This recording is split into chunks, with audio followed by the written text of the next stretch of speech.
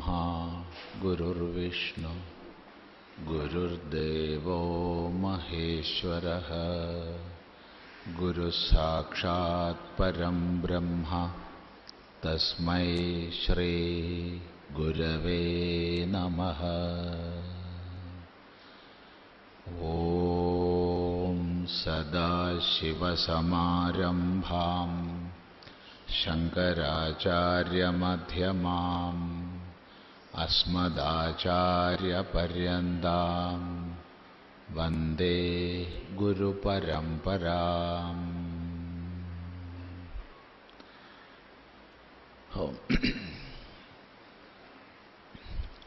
നമ്മൾ ഇന്നലെ നാരദീയ ഭക്തിസൂത്രങ്ങൾ ആരംഭിച്ചു. ഒന്നാം സൂത്രം കൊണ്ട് അനന്തരം അതുകൊണ്ട് ഭക്തിയെ വ്യാഖ്യാനിക്കാം എന്ന് പ്രതിജ്ഞ ചെയ്തു. രണ്ടാം സൂത്രം കൊണ്ട് എന്താണ് ഭക്തി എന്ന് നിർവചിച്ചു. സാ ത്വസ്മിൻ പരമപ്രേമരൂപ. ഭക്തി ഇവനിലുള്ള പരമപ്രേമമാണ്. ഇവിടെ ഏറ്റവും ശ്രദ്ധേയമായ വാക്യം ഇവനിലുള്ള എന്നതാണ്. അവനിലല്ല, ഇവനിൽ. അതും പരമപ്രേമരൂപ. പരമപ്രേമരൂപ. ഇനി അതിനേക്കാൾ കവിഞ്ഞ് മറ്റൊന്നില്ലാത്ത അതാണ് പരമം. ദേശകാല വസ്തു നിരപേക്ഷമായ അതാണ് പരമം. അങ്ങനെയുള്ള പ്രേമമാണ് ഭക്തി. ആ പ്രേമം തന്നോട് ചേർന്ന സദാ സർവഥാ തന്നെ നയിക്കുന്ന അന്തര്യാമിയായിരിക്കുന്ന ഈശ്വരനിൽ ഉണ്ടാവുമ്പോൾ അതിന് പറയുന്ന പേര് ഭക്തി. ഇപ്പോൾ അവിടെ ശ്രദ്ധിച്ച് പഠിക്കുമ്പോൾ നമുക്കൊരു സംശയം വരാം. ഈയൊരു പരമപ്രേമം, പ്രത്യേകിച്ച് ദേശകാല വസ്തു നിരപേക്ഷമായ പരമപ്രേമം മാത്രമേ ഭക്തിയാവുള്ളൂ? അങ്ങനെയാണെങ്കിൽ ശ്രീമദ് ഭഗവത്ഗീതയിൽ ഭഗവാൻ ഭക്തന്മാരെയൊക്കെ കുറിച്ച് പറയുന്ന സന്ദർഭത്തിൽ ചതുർവിധ ഭജന്തേ മാം ജനാ സുകൃതിനോർജുന ആർത്തോ ജിജ്ഞാസുരർത്ഥാർത്ഥി ജ്ഞാനീച്ച എന്ന് പറയുന്നുണ്ട്. ഹേ അർജുന, 4 പ്രകാരത്തിൽപ്പെട്ടവരെന്നെ ഭജിക്കുന്നുണ്ട്. 4 പ്രകാരത്തിൽപ്പെട്ട ഭക്തന്മാരുണ്ട്. ആർത്തനും അർത്ഥാർത്ഥിയും ജിജ്ഞാസുവും ജ്ഞാനിയും. അപ്പോൾ അവിടെ ആർത്തൻ എപ്പോഴും ഭജിക്കുന്നത് എന്തെങ്കിലും ദുഃഖമോചനത്തിന് വേണ്ടിയിട്ടാണ്. അർത്ഥാർത്ഥി ഭജിക്കുന്നത് എന്തെങ്കിലും കാര്യപ്രാപ്തിക്ക് വേണ്ടിയിട്ടാണ്. ജിജ്ഞാസു ഭജിക്കുന്നത് തത്വം അറിയാൻ വേണ്ടിയിട്ടാണ്. അപ്പോൾ ഈ വിഭാഗക്കാരൊക്കെ പരമപ്രേമത്തിലേക്ക് എത്തിയിട്ടുണ്ടോ? അഥവാ അവരുടെ ഭക്തി വസ്തുനിരപേക്ഷമാണെന്ന് പറയാൻ പറ്റുമോ? പ്രശ്നം മനസ്സിലായില്ല. അപ്പൊ ഭഗവാൻ അവരെ ഭക്തന്മാരായിട്ടാണ് ഗീതയിൽ പറഞ്ഞത്. ഇവിടെ നാരദൻ ഭക്തിയുടെ ലക്ഷണം പറയുമ്പോൾ പരമ പറഞ്ഞിരിക്കുക കൊണ്ട് എങ്ങനെയാണ് ഇതിന് മനസ്സിലാക്കേണ്ടത്? അവിടെ മറുപടി നാരദീയ ഭക്തിസൂത്രങ്ങളുടെ ആരംഭഭാഗത്ത് നാരദൻ പറയുന്ന ഭക്തി, അതായത് പരമപ്രേമരൂപ എന്നുള്ള ഭക്തി പരാഭക്തിയാണ്. ഭക്തി 2 പ്രകാരമുണ്ട്. പരാഭക്തിയും ഗൗണീഭക്തിയും. പരാ എന്ന് പറഞ്ഞാൽ ഏറ്റവും പരമമായ ഭക്തി. അത്രയ്ക്ക് പരമം അല്ലാത്തത് ഗൗണി. ഗൗണം എന്ന് പറഞ്ഞാൽ മുഖ്യമല്ലാത്തത് ഗൗണം. അതിനെ സ്ത്രീലിംഗത്തിലാക്കിയിട്ടാണ് ഗൗണി എന്ന് പറയുന്നത്. മുഖ്യമല്ലാത്തത്, അതും ഭക്തി തന്നെയാ. അങ്ങനെ ഗൗണീ ഭക്തിയെ ചിന്തിക്കുമ്പോഴാണ് അർത്ഥോ ജിജ്ഞാസുരർത്ഥാർത്ഥി എന്നൊക്കെ തിരിക്കാൻ സാധിക്കുക. പരാഭക്തി ഒന്ന് മാത്രം അതിപ്പോൾ പറഞ്ഞു കഴിഞ്ഞതാ. അതുകൊണ്ട് ഭഗവാൻ ഗീതയിൽ പറയുന്ന ഭക്തി ഭക്തി തന്നെയാണ്. അതും ഇതും തമ്മിൽ ഒരു വൈരുദ്ധ്യവും ഇല്ല. ഇവിടെ തുടക്കത്തിൽ പറയുന്നത് പരാഭക്തിയെക്കുറിച്ചാണ്. കുറച്ച് കഴിഞ്ഞാൽ ഗൗണീ ഭക്തിയെയും പറയുന്നുണ്ട്. അവിടെ നമുക്ക് വിശദമായി പഠിക്കാം. ഇപ്പൊ തുടക്കത്തിൽ പറയുന്നത് പരാഭക്തിയെയാണ്. അപ്പൊ പരാഭക്തിയുടെ ലക്ഷണമാണ് പറഞ്ഞത്. സാ ത്വസ്മിൻ പരമപ്രേമരൂപ. ശ്രദ്ധിക്കുക. അതുകൊണ്ട് അങ്ങനെ മനസ്സിലാക്കണം, അല്ലെങ്കിൽ വൈരുദ്ധ്യം തോന്നും ശാസ്ത്രത്തിൽ. വ്യക്തമാണെന്ന് വിചാരിക്കുന്നു. ഈ പരാഭക്തിയെ സംബന്ധിച്ചാണ് പറയുന്നത് അമൃതസ്വരൂപാച്ച. അമൃതസ്വരൂപയും ജ്ഞാനസ്വരൂപയും തീർത്തും ഈശ്വരനിൽ അനന്യഭാവത്തെ, ഭഗവാനിൽ അനന്യഭാവത്തെ പ്രാപിച്ച ഒരു ഭക്തനെ സംബന്ധിച്ച് അവന് മരണമില്ല. അവൻ ഭഗവത് തത്വത്തിൽ അനന്യതയെ പ്രാപിച്ചിരിക്കുകയാണ്. അതുകൊണ്ട് അവന് മരണമില്ല. ശരീരവുമായുള്ള താതാത്മ്യം അവനിൽ നിന്ന് വിട്ടകന്നിരിക്കുന്നു. അവൻ മരണത്തെ അതിക്രമിച്ചിരിക്കുന്നു. ശ്രദ്ധിക്കുക. അതാണ് പറയുന്നത് അമൃതസ്വരൂപാച്ച. ഇത്രയും സൂത്രമാണ് നമ്മൾ ഇന്നലെ ചിന്തിച്ചത്. തുടർന്ന് ഈ ഒരു പരാഭക്തിയിലേക്ക് എത്തിയ, ഈ ഒരു പരാഭക്തിയിലേക്ക് ഉയർന്ന വ്യക്തിയുടെ, പരാഭക്തന്റെ അവസ്ഥയെക്കുറിച്ച് വർണ്ണിക്കുകയാണ് തുടർന്നുള്ള സൂത്രങ്ങളിലൂടെ. എന്താണ് പരാഭക്തൻ, എങ്ങനെയാണ് പരാഭക്തൻ കഴിയുന്നത് നോക്കൂ. യല്ലബ്ധ്വാ പുമാൻ സിദ്ധോ ഭവതി അമൃതോ ഭവതി തൃപ്തോ ഭവതി. നമുക്ക് പറയാം. യല്ലബ്ധ്വാ പുമാൻ സിദ്ധോ ഭവതി അമൃതോ ഭവതി തൃപ്തോ ഭവതി. യാതൊന്നിനെ ലഭിച്ചു കഴിഞ്ഞാൽ, യത് ലബ്ധ്വാ, യാതൊന്നിനെ ലഭിച്ചാൽ, നേടിയാൽ, പുമാൻ മനുഷ്യൻ സിദ്ധനാവുന്നു. 2 അമൃതോ ഭവതി, അമൃതനാകുന്നു. 3 തൃപ്തോ ഭവതി, തൃപ്തനാകുന്നു. ഒരു പരാഭക്തൻ സിദ്ധനാണ്, അമൃതനാണ്, തൃപ്തനാണ്. സിദ്ധനാണ്. അവന് ജീവിതത്തിൽ ഇനിയൊന്നും സിദ്ധമാവാനില്ല.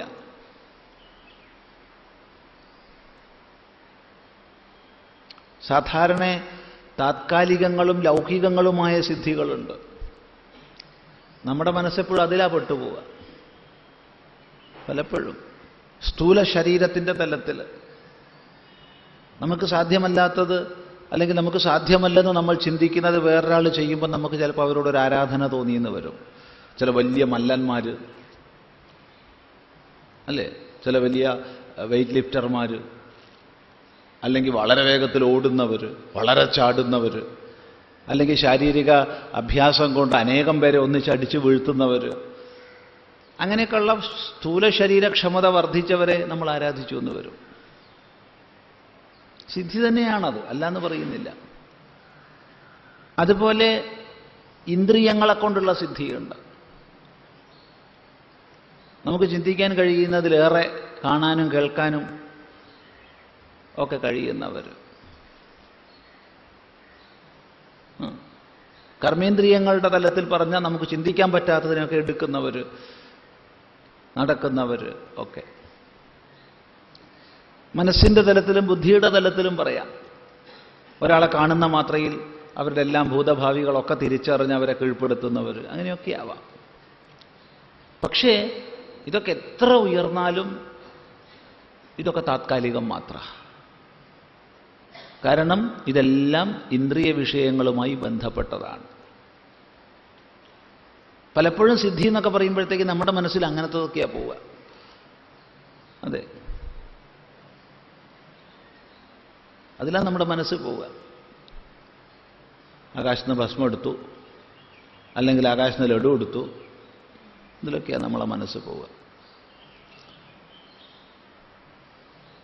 അപ്പൊ ശരിയായ സിദ്ധി എന്തെന്ന് നമ്മൾ തിരിച്ചറിയാതെ പോകും. പണ്ടൊരിക്കൽ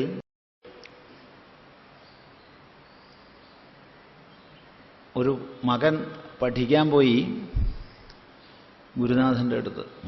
ദീർഘകാലം പഠിച്ചു, തിരിച്ചു വന്നു. തിരിച്ചു വന്നതല്ല ശരിക്ക്,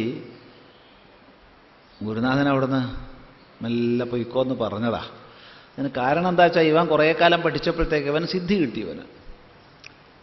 അപ്പോൾ എന്താ സിദ്ധി എന്ന് ചോദിച്ചപ്പോൾ ആകാശത്ത് കൂടെ പറക്കാനുള്ള സിദ്ധിയാണ്. അപ്പോൾ ആകാശഗമനം എന്നുള്ള സിദ്ധി കിട്ടിയതോടുകൂടി അവൻ വളരെ അഭിമാനിക്കാൻ തുടങ്ങി. ഞാൻ വലിയെന്തോ ആയിപ്പോയി. ആകാശത്ത് കൂടെ പറക്ക ചെറിയ സംഗതിയാ. അപ്പോൾ ഗുരുനാഥൻ പറഞ്ഞു, നീ വളരെ നന്നായിട്ടുണ്ട്, നിന്റെ സാധനയിലൊക്കെ എനിക്ക് വളരെ സന്തോഷമുണ്ട്. പക്ഷെ നീ ഇപ്പോൾ ഗുരുകുലത്തിനേക്കാൾ വലുതായിട്ടുണ്ട്. അപ്പോൾ ഗുരുകുലത്തേക്കാൾ വലുതായ പിന്നെ ഗുരുകുലത്തെ കൊള്ളില്ലല്ലോ. അപ്പം നീ മോശമായി നല്ല ഗുരു പറഞ്ഞേ. ഗുരുവിൻ്റെ ഭാഷ അങ്ങനെയാണ്. നീ മോശമായിടോ, നീ പോ നല്ല പറഞ്ഞത്. ഗുരുവിൻ്റെ ഭാഷ ഇങ്ങനെയാണ്, നീ ഗുരുകുലത്തേക്കാൾ വലുതായിരിക്കുന്നു. മുടുക്കാൻ സന്തോഷം, അതുകൊണ്ട് ഇനി നിനക്ക് പോവാം. അങ്ങനെ അവൻ പോയി. പൂവല്ലാണ്ട് വഴിയില്ലല്ലോ. ഗുരു പോകാൻ പറഞ്ഞാൽ പിന്നെ പൂവല്ലാണ്ട് വഴിയില്ല. ഗുരു ചെറുതായി എന്ന് പറഞ്ഞിട്ടില്ല, വലുതായി എന്നാണ് പറഞ്ഞത്. വലുതായാലും കൊള്ളൂല്ലല്ലോ. നമ്മളിപ്പോൾ ഈ ഹാളിനേക്കാൾ വലുതായാലും എങ്ങനെയാണ് ഈ ഹാളിലിരിക്കുക? ഏതൊരു പ്രസ്ഥാനത്തിനുള്ളിലിരിക്കുമ്പോഴും ആ പ്രസ്ഥാനത്തിനേക്കാൾ നമ്മൾ വലുതായി എന്ന വ്യക്തിക്ക് തോന്നിക്കഴിഞ്ഞാൽ വ്യക്തി പുറത്തു പോകണം. വേറെ വഴിയൊന്നുമില്ല. നമുക്ക് പലപ്പോഴും അങ്ങനെയൊക്കെ തോന്നിയെന്ന് വരും. അച്ഛൻ്റെ അടുത്ത് തിരിച്ചെത്തി. അഭിമാനത്തോടുകൂടി അവൻ വന്നു. ഞാൻ ആരാണ് വന്ന് അച്ഛന് മനസ്സിലായിട്ടില്ല, ഞാൻ സിദ്ധിയായിട്ടാണ് വന്നത്. അപ്പം അച്ഛനോട് പറഞ്ഞു, അച്ഛാ ഞാനിങ്ങനെ ആകാശഗമനം എന്നുള്ള സിദ്ധിയായിട്ടാണ് വന്നിട്ടുള്ളത്. അച്ഛൻ പറഞ്ഞു, കഷ്ടം. വേറൊന്നും പറഞ്ഞില്ല. അപ്പം മകൻ വിചാരിച്ചത് എന്താ അത്, എൻ്റെ സഹപാഠികൾക്കൊക്കെ ഏറ്റവും അസൂയുള്ള ആകാശഗമനം എന്നുള്ള സിദ്ധി നേടിയിട്ടാണ് ഞാൻ വന്നത്. അതറിയിച്ചപ്പോൾ അച്ഛൻ കഷ്ടം എന്നാണല്ലോ പറഞ്ഞത്. എന്താ അപ്പം ഇതിൻ്റെ കാരണം? ചിലപ്പോൾ അച്ഛന് ചെവി കേൾവി കുറച്ച് കുറഞ്ഞിട്ടുണ്ടാവും. കുറേ കാലമായി ഞാൻ പഠിക്കാൻ പോയിട്ടേ. അപ്പോൾ ഒറ്റത്ത് പറഞ്ഞു, അച്ഛാ ഞാൻ ആകാശഗമനം നേടിയിട്ടാണ് വന്നത്. അപ്പോൾ അച്ഛൻ വീണ്ടും പറഞ്ഞു, കഷ്ടം. ഇതെന്താ അത്? ഒന്നും കൂടി അവൻ ഒച്ചത്ത് പറഞ്ഞു. അപ്പോൾ അച്ഛൻ പറഞ്ഞു, മഹാകഷ്ടം. അതെ, എന്താ അത്? അച്ഛൻ എന്താ അങ്ങനെ പറയണത്? അല്ല, എൻ്റെ മകൻ ഗുരുകുലത്തിൽ പോയി ഗുരുനാഥനെ പ്രാപിച്ച് പഠിക്കാൻ താമസിച്ച് 10-15 കൊല്ലം പഠിച്ചിട്ട് 44 ലക്ഷം യോനി താഴേക്ക് വീണുവല്ലോ എന്ന് വിചാരിച്ചിട്ടാണ് ഞാൻ കഷ്ടം എന്ന് പറഞ്ഞത്. 84 ലക്ഷം ജീവയോനികൾക്ക് മുകളിലാണ് മനുഷ്യൻ്റെ സ്ഥാനം. പറക്കുക എന്ന് പറയുമ്പോൾ പാറ്റകൾ, പക്ഷികൾ, ചെറിയ ചെറിയ പറവകൾ, ചെറിയ ശലഭങ്ങൾ, ഇതൊക്കെ 10-40 ലക്ഷം യോനി താഴത്തേക്കാണ്. അപ്പോൾ എൻ്റെ മോൻ പഠിച്ച് അത്രയും താഴേക്കാണല്ലോ പോയതെന്ന് ആലോചിച്ചിട്ട് പറഞ്ഞതാണ്. ഇത് കേട്ടപ്പോഴാ മകൻ്റെ കണ്ണ് തെളിഞ്ഞത്. അവൻ ഗുരുനാഥൻ്റെ അടുത്ത് പോയി വീണ്ടും അവിടെ നമസ്കരിച്ച് അവിടെ ചേർന്ന് പഠിച്ചു എന്നാണ് തുടർന്ന് കഥ. പറഞ്ഞതിൻ്റെ താല്പര്യം, നമ്മുടെ പലപ്പോഴും ശ്രദ്ധ ഇത്തരം ബാഹ്യങ്ങളായവയിലായി പോകും. അതുകൊണ്ട് ശ്രദ്ധിക്കുക. ശരിയായ സിദ്ധി എന്ന് പറഞ്ഞാൽ ആന്തരികമായ തൃപ്തിയാണ്, ആനന്ദമാണ്, ദുഃഖനിവൃത്തിയാണ്, ഇനിയൊന്നും നേടേണ്ടതില്ലാത്ത തൃപ്തിയാണ്. അത് വേറൊരാളെ നമുക്ക് കാണിച്ചു കൊടുക്കാനൊന്നും കഴിയില്ല.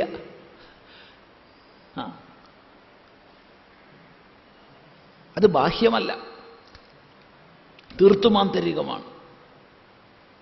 പരാഭക്തൻ നിശ്ചയമായും ഈ ആനന്ദ സ്വരൂപത്തിലേക്ക് ഉയരുന്നു. അവൻ എപ്പോഴും ആനന്ദമേ ഉള്ളൂ. അവൻ ആനന്ദമല്ലാത്തൊന്നില്ല പരാഭക്തന്. ശ്രദ്ധിക്കുക. കാരണം ഏറ്റവും പരമമായ ഈശ്വരീയമായ ഭാവം താൻ നേടിക്കഴിഞ്ഞു. ഇനിയെന്ത് നേടാനാ? ഇനിയൊന്നും നേടാനില്ല. യല്ലബ്ധ്വാ പുമാൻ സിദ്ധോ ഭവതി. ഈ സിദ്ധോ ഭവതി എന്ന് പറയുമ്പോൾ മറ്റ് എന്താ പറയേണ്ടത്, മറ്റ് ബാഹ്യങ്ങളായ സിദ്ധികളൊന്നും ആരും സങ്കല്പിക്കരുത് എന്നുള്ളതുകൊണ്ടാ ഇത് പറഞ്ഞ. അതിലേക്കാണ് നമ്മുടെയൊക്കെ മനസ്സ് പോവുക, ബാഹ്യമായതിലേക്ക്. ആശ്രമത്തിൽ സ്ഥിരം വന്നുകൊണ്ടിരുന്നൊരു കക്ഷി ഇപ്പോഴയാൾ സ്ഥിരം വരുന്ന ആൾ തന്നെ ആശ്രമത്തിൽ. ഇയാൾ വരുന്ന പ്രദേശം ഒരു നമ്മുടെ ഹിന്ദു എന്ന് പോലും പറയാൻ പാടില്ലാത്ത തരം ഒരു ഗ്രാമമാണ്. അങ്ങനത്തെ ഒരു ഗ്രാമത്തിൽ നിന്നാണ് വരുന്നത്. അയാളും ഹിന്ദു എന്നൊക്കെ കേട്ട ചൊറിയുള്ള ആളായിരുന്നു ആദ്യകാലത്ത്. അതെ, ഒക്കെ വർഗീയതയാണ് എന്നൊക്കെ പറയുന്ന കൂട്ടത്തിലായിരുന്നു. പിന്നെ ഇയാൾ സ്ഥിരം വരാൻ തുടങ്ങിയപ്പോൾ ഇയാളുടെ ചില കൂട്ടുകാരൊക്കെ, നീ എന്താ അവിടെ ആശ്രമത്തിൽ സ്ഥിരം പോണത്? നിന്റെ സ്വാമിക്ക് വല്ല സിദ്ധിയുണ്ടോ? അദ്ദേഹം പറഞ്ഞു, എനിക്കറിയില്ലല്ലോ, എന്നാൽ ഞാൻ ചോദിക്കാം. അങ്ങനെ ഈ പാവം ആശ്രമത്തിൽ വന്നൊരു ദിവസം ചോദിച്ചു. അല്ല, ആർജവത്തെ നമ്മൾ അഭിനന്ദിക്കുന്നു. അല്ല സ്വാമി, ഇങ്ങനെ എന്നോട് കൂട്ടുകാരൊക്കെ ചോദിക്കുന്നുണ്ട്. നമ്മൾ ചോദിച്ചു, നിങ്ങൾക്ക് എന്ത് സിദ്ധിയാണ് വേണ്ടേ? അല്ല സ്വാമി, ആകാശത്ത് നിന്ന് ഭസ്മമൊക്കെ എടുക്കുമോ? ഓ എടുക്കുമല്ലോ. ഇയാളെ മുഖവും കണ്ണൊക്കെ ഒന്ന് വിസ്തൃതായി, സന്തോഷമായി. സ്വാമി സത്യമാണല്ലോ. പിന്നെ ഞാൻ കള്ളം പറയുക? ഞാൻ സത്യമാണ് പറയുന്നത്, കള്ളം പറയില്ല.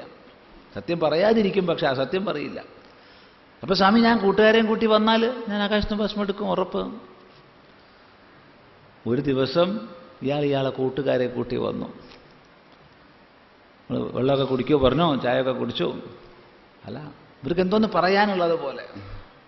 നമ്മളാണെച്ചാൽ സമയം കൊടുക്കുന്നുമില്ല, വേറെ പല വർത്തമാനമൊക്കെ പറഞ്ഞങ്ങനെ. അല്ല സ്വാമി, ഓ എന്താ സ്വാമി? അല്ല സ്വാമി പറഞ്ഞത് എന്ത് പറഞ്ഞത്? അല്ല ആകാശത്തിന് ഭസ്മം, അത്രയേ ഉള്ളൂ, അത് നേരത്തെ തന്നെ പറയണ്ടേ. അവിടെ ഒരു തട്ടിൽ ഭസ്മം വെച്ചിട്ടുണ്ട്, നമ്മൾ എടുത്തു കൊടുത്തു. അല്ല സ്വാമി, ആകാശത്തിന് എടുത്തു തരുമെന്നാണ് ചോദിച്ചു. ആകാശത്തിനല്ലേ എടുത്തു തന്നെ. ഈ തട്ടെവിടെയാ വെച്ചേ? ആകാശത്തിൽ. നീ ഞാൻ എവിടെയാ ഇരിക്കണേ? ആകാശത്തിൽ. നമ്മളെല്ലാം ഉൾക്കൊള്ളുന്ന അവകാശതയാണ് ആകാശം.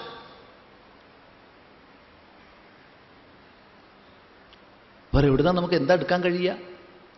ഒന്നും കഴിയില്ല. ഈ പറഞ്ഞതിലൊരു കള്ളവും ഇല്ല, സത്യമാണ്. പറഞ്ഞതിൻ്റെ താല്പര്യം മനസ്സിലാക്കുക. അതുകൊണ്ട് സിദ്ധി ശബ്ദത്തിൽ ഒരിക്കലും നമുക്ക് ബാഹ്യങ്ങളായ ചമൽക്കാരങ്ങളിൽ നമ്മുടെ മനസ്സ് പെട്ടുപോകരുത്. പെട്ടുപോയാൽ ഒരിക്കലും സത്യാന്വേഷണത്തിലേക്ക്, ഈശ്വരാന്വേഷണത്തിലേക്ക് നമ്മൾ മുന്നോട്ട് പോവില്ല. ഈശ്വരാന്വേഷണത്തിൻ്റെ ഭാഗമായി നമുക്ക് ലഭിക്കുന്ന ചമൽക്കാരങ്ങളിൽ നമ്മുടെ മനസ്സ് പെട്ടാൽ നമ്മൾ ചമൽക്കാരങ്ങളിൽ പെട്ടുപോകും. അന്വേഷണം അവിടെ നിൽക്കും. സയൻസും ടെക്നോളജിയും പോലെയാണ്. സയൻസ് മുന്നോട്ട് പോകുമ്പോൾ ലഭിക്കുന്ന മഹിമകളാണ് ടെക്നോളജി. സത്യത്തിൽ നല്ലതാണ്. ടെക്നോളജി ഉപയോഗിച്ച് നമുക്ക് ഒരുപാട് നമ്മുടെ ജീവിത സാഹചര്യങ്ങൾ നന്നാക്കിയെടുക്കാം. മനുഷ്യനെ നന്നാക്കാം, നശിപ്പിക്കാം, ഒക്കെ ചെയ്യാം. പക്ഷെ നമ്മുടെ കണ്ണ് അതിൽ മഞ്ഞളിച്ചു പോയി കഴിഞ്ഞാൽ ഒരിക്കലും ശാസ്ത്രാന്വേഷണം മുന്നോട്ട് പോവില്ല. ശ്രദ്ധിക്കുക. അതുകൊണ്ട് സിദ്ധി ശബ്ദത്തിന് പരമമായ അർത്ഥമേ മനസ്സിലാക്കാവൂ. യല്ലബ്ധ്വാ പുമാൻ സിദ്ധോ ഭവതി. രണ്ടാമത് പറയാണ് അമൃതോ ഭവതി. അമൃതനായി ഭവിക്കുന്നു. അമൃതനായി ഭവിക്കുന്നു. മരണധർമ്മത്തിനുപരി എത്തുന്നു. ഭഗവത് സ്വരൂപസ്ഥിതനായാൽ എവിടെ മരണം? അവന് മരണമില്ല. ആര് ദേഹവുമായി, നശ്വരമായ ശരീരവുമായി താതാത്മ്യപ്പെടുന്നുണ്ടോ അവനേയുള്ളൂ ജനനവും മരണവും. അല്ലാത്തവൻ്റെ ശരീരം എപ്പോഴാണെച്ചാൽ പതിക്കും. അതെൻ്റെ മരണമായിട്ട് അവൻ ഭയപ്പെടുന്നില്ല. അമൃതോ ഭവതി തൃപ്തോ ഭവതി. സർവോപരി എപ്പോഴും അവന് ആത്മതൃപ്തിയാണ്. എല്ലാത്തിലും ഭഗവത് തത്വത്തെ കാണുന്നു. പിന്നെ അവന് തൃപ്തിയല്ലാണ്ട് എന്ത്? ആനന്ദസ്വരൂപൻ എല്ലാത്തിലും നിറഞ്ഞു നിൽക്കുന്നു. തദ്ഭിന്നമായിട്ടൊന്നില്ല പരാഭക്തനെ സംബന്ധിച്ച്. അതുകൊണ്ട് അവൻ എപ്പോഴും തൃപ്തിയാണ്. ഇതാണ് പരാഭക്തൻ്റെ 3 ലക്ഷണങ്ങൾ തുടക്കത്തിൽ പറയുന്നത്. യല്ലബ്ധ്വാ പുമാൻ സിദ്ധോ ഭവതി അമൃതോ ഭവതി തൃപ്തോ ഭവതി. ശ്രദ്ധിക്കണേ, ഈ ഭാഗം പരാഭക്തിയാണ്. കുറച്ച് കഴിഞ്ഞാൽ ഗൗണീഭക്തി പറയും. അപ്പം നമുക്കത് ചിന്തിക്കാം. ഇത് പരാഭക്തൻ്റെ തലമാണ്. ഇത് സാധാരണ ഭക്തി അല്ലിത്. സാധാരണ ലൗകികമായി നമ്മൾ പറയുന്ന ഭക്തി അല്ലിത്. ഇത് പരാഭക്തിയാണ്. അപ്പൊ യല്ലബ്ധ്വാ എന്നാ പറഞ്ഞേ അല്ലേ? യല്ലബ്ധ്വാ, യാതൊന്നിനെ ലഭിച്ചാൽ. അപ്പൊ നമ്മൾ വിചാരിക്കും ഇതെന്തോ ലഭിക്കേണ്ട വസ്തുവാണ്. ഏത്? ഭക്തി. ഭക്തി എന്നുള്ളത് ലഭിക്കേണ്ടതാണ്, നമ്മളായിട്ടൊന്നും പരിശ്രമിക്കേണ്ട ആവശ്യമില്ല. അങ്ങനെയുണ്ട്. തെക്കലെ രാമന് പോണ വഴിക്ക് ഇത്ര രത്നം കിട്ടിയെന്ന് കേട്ടിട്ടുണ്ട്. നമുക്കും കിട്ടേണ്ട സമയമാവുമ്പോൾ കിട്ടുമായിരിക്കും. ഇത്രയേ ഉള്ളൂ. നമ്മളായിട്ടൊന്നും തെക്കൽ രാമനെന്തായാലും പരിശ്രമിച്ചിട്ടാ കിട്ടിയത് അല്ലല്ലോ. അയാൾ പോണ വഴിക്ക് അയാൾക്ക് രത്നം കിട്ടി. അതുപോലെ നമുക്കും കിട്ടേണ്ട സമയം വരുമ്പോൾ കിട്ടുമായിരിക്കും. നമ്മളായിട്ടൊന്നും പരിശ്രമിക്കേണ്ട ആവശ്യം ഇല്ല, പരിശ്രമിച്ചിട്ട് കാര്യമില്ല എന്നൊരു തോന്നൽ വരാം യല്ലബ്ധ്വാന്ന് കേട്ടാൽ. യാതൊന്നിനെ ലഭിച്ചാൽ, യാതൊന്നിനെ ലഭിച്ചിട്ട് എന്ന് കേട്ടാൽ ഇങ്ങനെയൊരു ധാരണ നമുക്ക് വരാം. അതുകൊണ്ട് അടുത്ത സൂത്രത്തിൽ പറയുകയാണ്, യത് പ്രാപ്യ ന കിഞ്ചിത് വാഞ്ചതി ന ശോചതി ന ദ്വേഷ്ടി ന രമതേ നോത്സാഹി ഭവതി. യത് പ്രാപ്യ ന കിഞ്ചിത് വാഞ്ചതി ന ശോചതി ന ദ്വേഷ്ടി ന രമതേ നോത്സാഹി ഭവതി. യത് പ്രാപ്യ, യാതൊന്നിനെ പ്രാപിച്ചിട്ട്. ലബ്ധ്വാ എന്ന് പറയുന്നതിൽ നിന്ന് ഭിന്നമാണ് പ്രാപ്യ എന്ന് പറഞ്ഞാൽ. പ്രാപിച്ചിട്ട്, പ്രാപിക്കണമെങ്കിൽ നമ്മൾ പോണം, പോകാതെ പ്രാപിക്കാൻ കഴിയില്ല.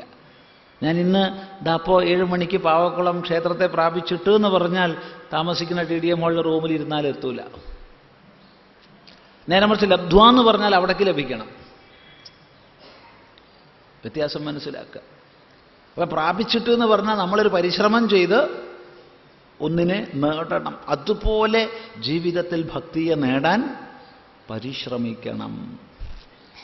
പരാഭക്തിയെ നേടാൻ പരിശ്രമം വേണം. അതിന് മുന്നോട്ട് പോകുമ്പോൾ പറയാൻ പോകുന്നുണ്ട് ഭക്തി സാധനകൾ. ഭജന ചെയ്യുക, പലതും പറയാൻ പോകുന്നുണ്ട്. സത്സംഗം ചെയ്യുക, പലതും പറയാൻ പോകുന്നുണ്ട്. അങ്ങനെ ഭക്തി സാധനകളിലൂടെ ശരിയായ ഭക്തിയെ പ്രാപിക്കേണ്ടതാണ്. അല്ലാതെ ലഭിക്കും എന്നും പറഞ്ഞിരുന്നാൽ ലഭിക്കില്ല. വ്യക്തമാണല്ലോ? വ്യത്യാസം മനസ്സിലായില്ലേ? അതാണ് ലബ്ധ്വാ എന്ന് പറഞ്ഞിട്ട് തൊട്ടടുത്ത സൂത്രത്തിൽ പ്രാപ്യ എന്ന് പറയുന്നത്. അപ്പോൾ പ്രാപിക്കാൻ പരിശ്രമിക്കണം. മറ്റത് ലഭിച്ചോളൂന്നും വിചാരിച്ച് കാത്തിരിക്കും. എവിടേക്കെങ്കിലും പ്രാപിക്കണം വെച്ചാൽ നമ്മൾ അങ്ങനെ ഇരിക്കാറില്ല, സഞ്ചരിക്കാറാ പതിവ്. യത് പ്രാപ്യ, ഭക്തി സാധനകളെ അനുഷ്ഠിച്ച് ശരിയായ ഭക്തിയെ നേടിയാൽ, യത് പ്രാപ്യ, എന്താ ഫലം? പരാഭക്തൻ ഈ ഭക്തിയെ പ്രാപിച്ചാലുള്ള ഫലം എന്താണ്? ന കിഞ്ചിത് വാഞ്ചതി, പിന്നൊന്നും ആഗ്രഹിക്കുന്നില്ല. പരാഭക്തന് പ്രത്യേകിച്ച് ആഗ്രഹങ്ങളൊന്നുമില്ല, എപ്പോഴും സന്തോഷമാണ്, എപ്പോഴും സന്തോഷം. അവനൊരു ന്യൂനതയില്ല. ഏതെങ്കിലും തരത്തിൽപ്പെട്ട ഒരു അപൂർണതാഭ്രമം നമുക്ക് തോന്നുമ്പോഴാണ് നമ്മൾ പലതിനെ ആഗ്രഹിക്കുന്നത്. ഇപ്പം എനിക്ക് ആനന്ദം പൂർണ്ണമല്ല, എന്നിൽ ആനന്ദത്തിന് എന്തോ ഒരു കുറവുണ്ട് എന്ന് നമ്മൾ സ്വയം മനസ്സിലാക്കുമ്പോൾ ആനന്ദം നേടാൻ പരിശ്രമിക്കും. നല്ല വഴിക്കും നല്ലതല്ലെന്ന് പറയുന്ന വഴിക്കും ഒക്കെ പരിശ്രമിക്കും. നല്ലത് ചീത്തയൊക്കെ പിന്നെ വേർതിരിക്കുന്നതാ, എന്തായാലും പരിശ്രമിക്കും. അല്ലെങ്കിൽ ഞാൻ അറിവ് കൊണ്ട് പൂർണ്ണനല്ല എന്ന് വിചാരിക്കുമ്പോൾ എവിടെയെങ്കിലും പോയി പഠിക്കാം, കേൾക്കാം എന്നൊക്കെ വിചാരിച്ച് നമ്മൾ പഠനത്തിന് മുന്നോട്ട് വരും. അറിവ് കൊണ്ട് പൂർണ്ണനല്ല. അതുപോലെ എൻ്റെ ഉണ്മ ഇല്ലാതാവാൻ പോവുകയാണ്, അതിനെങ്ങനെങ്കിലും പിടിച്ചു വെക്കണം എന്ന് വിചാരിക്കുമ്പോൾ അങ്ങനെയുള്ള ചില സമ്പ്രദായങ്ങളിലൊക്കെ നമ്മൾ പോകും. ഇപ്പോൾ സത്ത്, ചിത്ത്, ആനന്ദം, ഈ 3 ഭാവങ്ങൾ അതിൻ്റെ പൂർണ്ണത ബോധിക്കാതെ അപൂർണത ഭ്രമിച്ചിരിക്കുമ്പോൾ നമ്മളിൽ നിന്ന് ആ ഭാവങ്ങളെ പൂർണ്ണമാക്കാനുള്ള ആഗ്രഹങ്ങളും പരിശ്രമങ്ങളും വരും. എന്നാൽ സച്ചിദാനന്ദ സ്വരൂപനിൽ സ്വയം അമർന്നിരിക്കുന്ന പരാഭക്തനെ സംബന്ധിച്ച് അവനൊന്നും നേടാൻ ഇല്ല, ഒന്നും നഷ്ടപ്പെടാനും ഇല്ല. അവനൊന്നും നേടാനുമില്ല, ഒന്നും നഷ്ടപ്പെടാനുമില്ല. അതുകൊണ്ട് ന കിഞ്ചിത് വാഞ്ചതി, യത് പ്രാപ്യ ന കിഞ്ചിത് വാഞ്ചതി ന ശോചതി, ശോകം ചെയ്യുന്നില്ല. എന്തോന്ന് തനിക്ക് നഷ്ടമായി പോയി എന്നുള്ള ചിന്തയിൽ നിന്നാണ് ശോകം വരുന്നത്. എന്തോ പ്രിയപ്പെട്ടൊന്ന് നഷ്ടമായിപ്പോയി എന്ന ചിന്തയിൽ നിന്നാണ് ശോകം വരുന്നത്. വിദ്വാൻ പരാഭക്തൻ ഒരിക്കലും ശോകം ചെയ്യുന്നില്ല. ഗതാസൂൻ അഗതാസൂംശ്ച ന അനുശോചന്തി പണ്ഡിതാഹ. ഭഗവാൻ ഗീതയിൽ പറയുന്നു, ഗതാസൂൻ അഗതാസൂൻശ്ച ന അനുശോചന്തി പണ്ഡിതാഹ. പ്രാണൻ പോയവരെ സംബന്ധിച്ചും പ്രാണൻ പോകാത്തവരെ സംബന്ധിച്ചും വിദ്വാൻ ദുഃഖിക്കുന്നില്ല. അവിദ്വാൻ രണ്ടു കൂട്ടരെക്കുറിച്ചും ദുഃഖിക്കുന്നുണ്ട്. പ്രാണൻ പോയവരെക്കുറിച്ച് അയ്യോ എന്നെ ഒറ്റക്കിട്ട് പോയി എന്നും പറഞ്ഞ് കരയുന്നുണ്ട്. പ്രാണൻ പോകാത്തവരെക്കുറിച്ച് ഈ അന്ധകരന് പോകുന്നില്ലല്ലോ എന്ന് പറഞ്ഞിട്ട് വിഷമിക്കുന്നുണ്ട്. ഇതെന്താ ഒന്ന് പോവാത്തത്, ഉപദ്രവം എന്ന് പറയുന്നുണ്ട്. ഇത് രണ്ടും പതിവുണ്ട്. എന്നാൽ വിദ്വാൻ പോയവരെക്കുറിച്ചും പോകാത്തവരെക്കുറിച്ചും ദുഃഖിക്കുന്നില്ല. എപ്പോഴും ആനന്ദ സ്വരൂപത്തിലാണ്. കാരണം അവന് എല്ലാം ഈശ്വരീയമാണ്. ഈശ്വരീയമല്ലാത്തൊന്നില്ല. എങ്കിലല്ലേ വരവും പോക്കുള്ളൂ, എങ്കിലല്ലേ നഷ്ടവും ലാഭവും ഉള്ളൂ. ന ശോചതി. ഇത് വെറുതെ പ്രസംഗിക്കേണ്ട വിഷയമല്ല.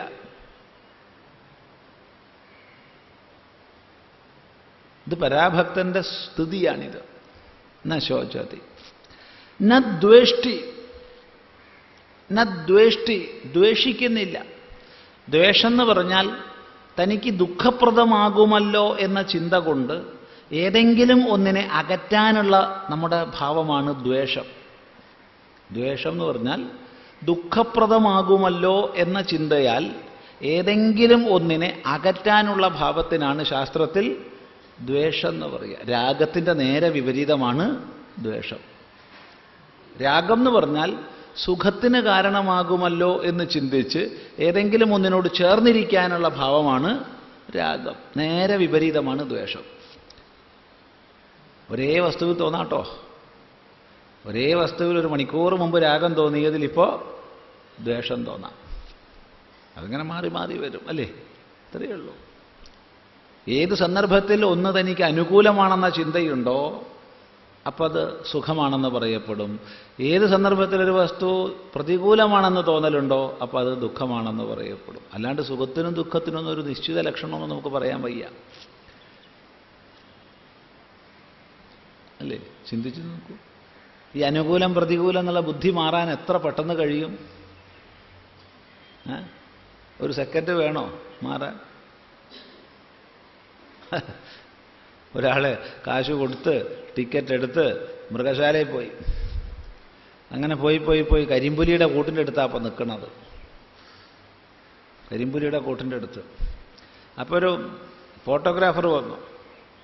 ഫോട്ടോഗ്രാഫർ വന്നിട്ട് പറഞ്ഞു, എൻ്റെ അടുത്ത് പ്രത്യേകതരം ക്യാമറ ഉണ്ട്, ഈ കമ്പിയുടെ അഴിയൊന്നും കാണാത്ത ജാതിയിലുള്ള ഫോട്ടോ എനിക്കെടുക്കാൻ കഴിയും. നിങ്ങളും കരിമ്പുലി അടുത്തടുത്ത് നിൽക്കുന്ന ഫോട്ടോ എടുക്കാൻ. എന്തൊരു സന്തോഷത്തോടു കൂടിയാണ് ഞാൻ നിൽക്കണമെന്നറിയാം.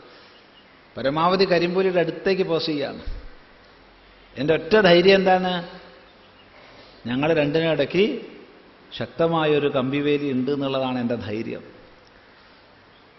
ഇപ്പം എനിക്ക് ആ കരിമ്പുലിയുടെ എത്ര അടുത്ത് നിൽക്കുന്നു അത്രയും എനിക്ക് സന്തോഷമാണ്, സുഖമാണ്, എനിക്ക് ഒരു അഭിമാനമുള്ളിൽ. അപ്പോഴാ ഒരു അനൗൺസ്മെന്റ് വരുന്നത്, വളരെ ശ്രദ്ധിക്കുക, കരിമ്പുലിയുടെ കൂട് തകർന്നിരിക്കുന്നു. ഇപ്പം അതിൻ്റെ സാമീപ്യം എനിക്ക് എന്താവും? നേരത്തെ അതിൻ്റെ സാമീപ്യം എനിക്ക് സന്തോഷത്തെ തന്നു. ഇപ്പം അതിൻ്റെ സാമീപ്യം ചിന്തിക്കും തോറും എനിക്ക് ബോധക്ഷയ വരുന്നത്. ജീവിതത്തിൽ എപ്പോഴും ഇങ്ങനെയാണ്. ഭാര്യയും ഭർത്താവും കുട്ടികളും അച്ഛനും അമ്മയും കൂട്ടുകാരും തമ്മിലുള്ള ബന്ധങ്ങളിലൊക്കെ ഇങ്ങനെ തന്നെയാണ്. എപ്പോ നമ്മൾ നമ്മുടെ കൽപ്പന കൊണ്ട് അനുകൂലത ചിന്തിക്കുന്നോ അപ്പോൾ സുഖം. എപ്പോ നമ്മൾ നമ്മുടെ കൽപ്പന കൊണ്ട് പ്രതികൂലത ചിന്തിക്കുന്നോ അപ്പോൾ ദുഃഖം. സുഖഹേതുവാകുമെന്നുള്ളതിൽ രാഗം, ദുഃഖഹേതുവാകുമെന്നുള്ളതിൽ ദ്വേഷം. അല്ലേ? അതാണ് കഴിഞ്ഞ ദിവസം കണ്ടില്ലേ ഇവിടെ, തനിക്ക് തൻ്റെ കാമുകന്മാരുമായിട്ടുള്ള ബന്ധത്തിൽ കുറച്ചൊരു തടസ്സമാണ് താൻ നൊന്തുപെറ്റ പിഞ്ചു കുഞ്ഞ്, 4 വയസ്സുകാരിയോ 7 വയസ്സുകാരി, എത്ര വയസ്സുകാരിയാണെന്ന് വെച്ചാൽ അത്ര വയസ്സുകാരി. ആ കുഞ്ഞിനെ അങ്ങ് കൊല്ലുക, നൊന്തുപെറ്റമ്മ, വേറെ ആരുമല്ല. കാരണം തനിക്ക് തൻ്റെ കാമുകന്മാരുമായിട്ടുള്ള ബന്ധത്തിൽ ഈ കുഞ്ഞ് തടസ്സമാണ്. അപ്പം എന്തായി? ഈ കുഞ്ഞിനെ തന്നെയല്ലേ ഓമനിച്ച് അമ്മ പാല് കൊടുത്തത്? അല്ലാന്ന് പറയാൻ നമുക്ക് അധികാരമില്ല. ആ കുഞ്ഞിനോട് അമ്മയ്ക്ക് സ്നേഹമില്ല എന്ന് നമ്മളാരും പറയരുത്. സ്നേഹമുണ്ട്, ഇപ്പോഴും സ്നേഹമുണ്ട്, കൊന്നപ്പോഴും സ്നേഹമുണ്ട്. പക്ഷേ അതിനെ അതിക്രമിച്ചുകൊണ്ട്, അതിനുപരിയായിട്ട് ദ്വേഷം വന്നു. ആ ദ്വേഷത്തിന് കാരണം ഈ കാമുകന്മാരുമായിട്ടുള്ള ബന്ധത്തിന് തടസ്സമാകുമല്ലോ എന്നുള്ള ചിന്തയാണ്. ഇത്രയേ ഉള്ളൂ നമുക്കൊക്കെ. ഇത് മാറിയും മറിഞ്ഞും വരാം. അവരെ നമ്മളിപ്പോൾ കുറ്റം പറഞ്ഞു എന്ന് വരും. പക്ഷെ സമാനങ്ങളായ പല പല മാനസിക ഭാവങ്ങൾ പലപ്പോഴും നമ്മളിലൊക്കെ ഉണ്ടാകുന്നത് സ്വയം നിരീക്ഷിച്ചാൽ മനസ്സിലാവും. ഇത്ര തീവ്രമായെന്ന് വരില്ല. പക്ഷേ പരാഭക്തനെ സംബന്ധിച്ച് ഈശ്വര ഭിന്നമായിട്ടൊന്നുമില്ല. എല്ലാത്തിലും ഈശ്വര മഹിമയാണ്.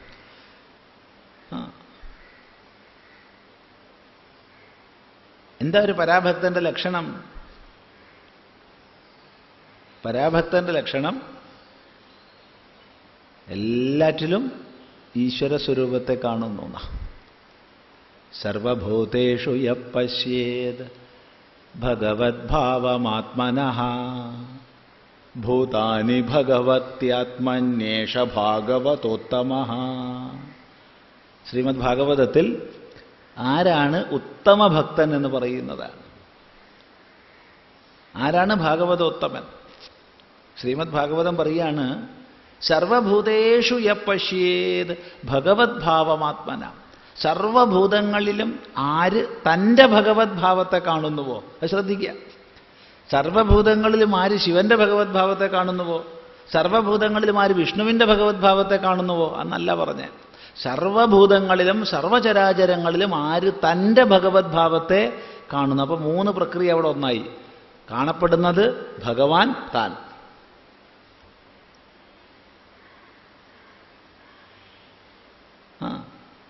ഭൂതാനി ഭഗവത്യാത്മനി. സർവഭൂതങ്ങളെയും ഭഗവാനാകുന്ന തന്നിലും ആര് കാണുന്നുവോ, ഏഷഃ ഇവനാണ് ഭാഗവതോത്തമ. ഭാഗവതോത്തമൻ, ഉത്തമ ഭാഗവതൻ അയാളാണ്. നമ്മൾ പലപ്പോഴും വിചാരിക്കും സ്റ്റേജിൽ കയറിയിട്ട് കൃഷ്ണ നാരായണ എന്ന് വിളിച്ചിട്ട് കണ്ണീര് വാർക്കുന്ന പ്രസംഗക്കാരനാണ് ഭാഗവതോത്തമൻ എന്ന് വിചാരിക്കും. അങ്ങനെ പലപ്പോഴും തെറ്റിദ്ധരിക്കും. അതല്ല ഭാഗവതോത്തമന്റെ ലക്ഷണം. ഇതാണ് ഭാഗവതോത്തമന്റെ ലക്ഷണം. അതുകൊണ്ട് അവിടെ ദ്വേഷമില്ല, കാംക്ഷയില്ല.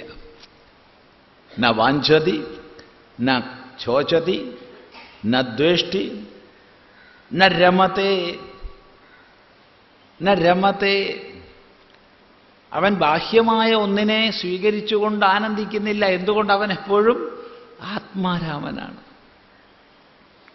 ഉള്ളിൽ ആനന്ദം സദാ നിറഞ്ഞിരിക്കുന്ന ഒരു മഹാൻ, അവൻ ആനന്ദത്തിന് ബാഹ്യമായൊരു വസ്തുവിൻ്റെ ആശ്രയം ഇല്ല. നരമതേ.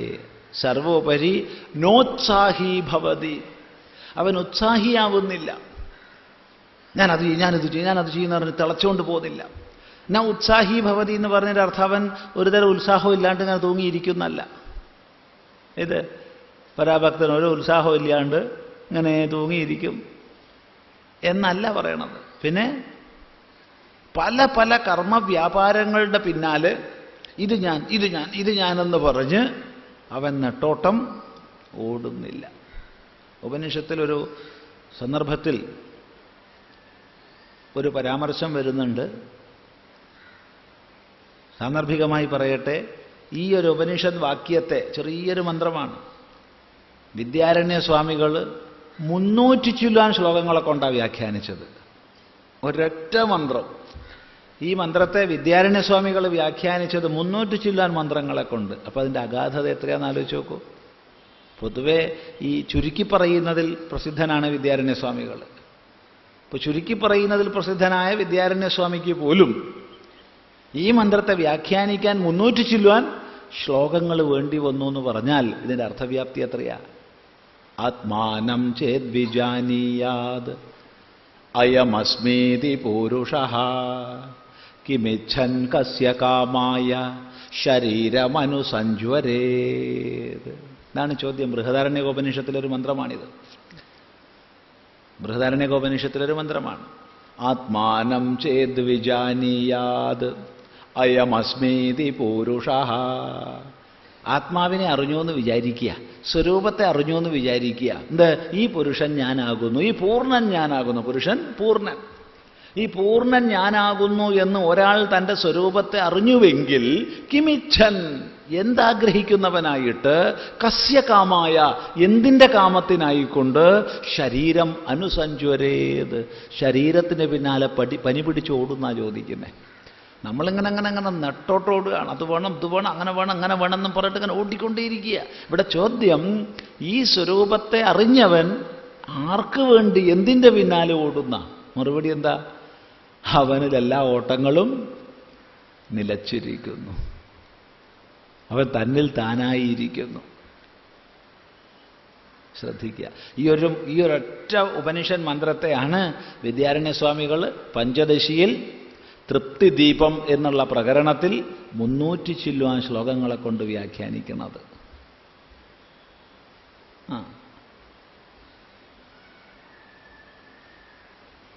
നല്ലപോലെ ആലോചിച്ച് നോക്കുക അതിൻ്റെ മഹിമ.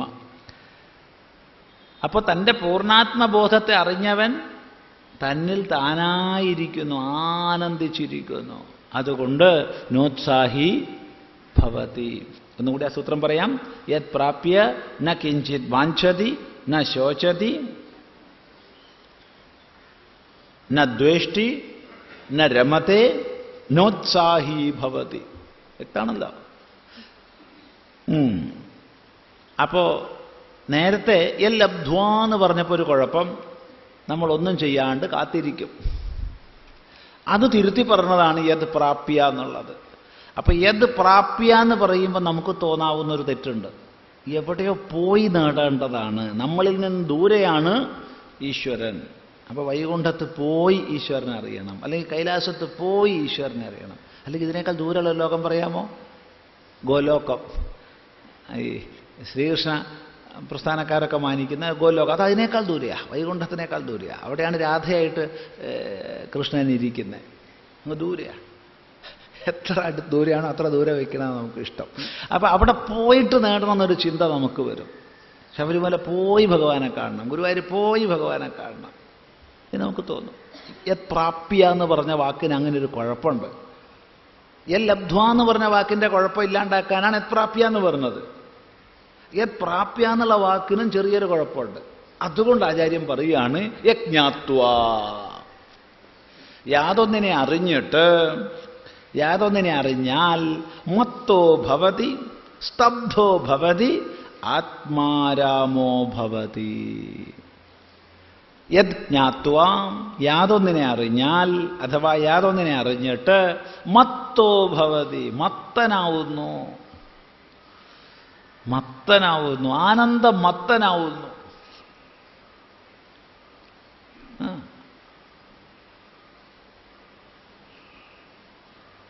പരാഭക്തൻ ആനന്ദമല്ലാണ്ടൊന്നില്ല. എന്തുകൊണ്ട്? തൻ്റെ ഉള്ളിൽ നിറഞ്ഞിരിക്കണം ആനന്ദസ്വരൂപനാണ്. ആനന്ദസ്വരൂപം നിറഞ്ഞിരിക്കുമ്പോൾ തന്നിൽ നിന്ന് പുറമേക്ക് വരുന്നതൊക്കെ ആനന്ദം തന്നെ. മത്തോ ഭവതി, ആനന്ദം മത്തനാവുന്നു. ഒന്നിനെക്കുറിച്ച് സന്തോഷവും ഇല്ല, സങ്കടവും ഇല്ല, ആശയുമില്ല, പ്രതീക്ഷയില്ല, നിരാശയില്ല, ഒന്നുമില്ല. എന്തുകൊണ്ട്? താൻ സ്വയം പൂർണ്ണ ആനന്ദത്തിൽ കഴിയുകയാണ്. അങ്ങനെ പൂർണ്ണാനന്ദത്തിൽ കഴിയുന്ന പരാഭക്തൻ എപ്പോഴും ആനന്ദമത്തനാണ്.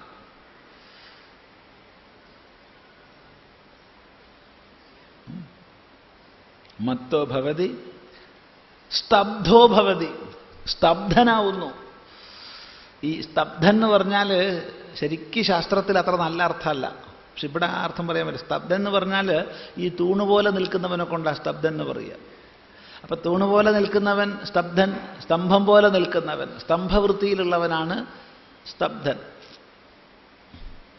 അതായത് മറ്റുള്ളവരുടെ ദുഃഖം കണ്ടാലും പ്രയാസം കണ്ടാലും ഒന്നും യാതൊരു മാറ്റവും ഇല്ലാതെ നിൽക്കുന്നവനെ കൊണ്ടാ സാധാരണ സ്തബ്ധൻ എന്ന് പറയുക. ഇവിടെ ആ അർത്ഥത്തിലല്ല പറയേണ്ടത്.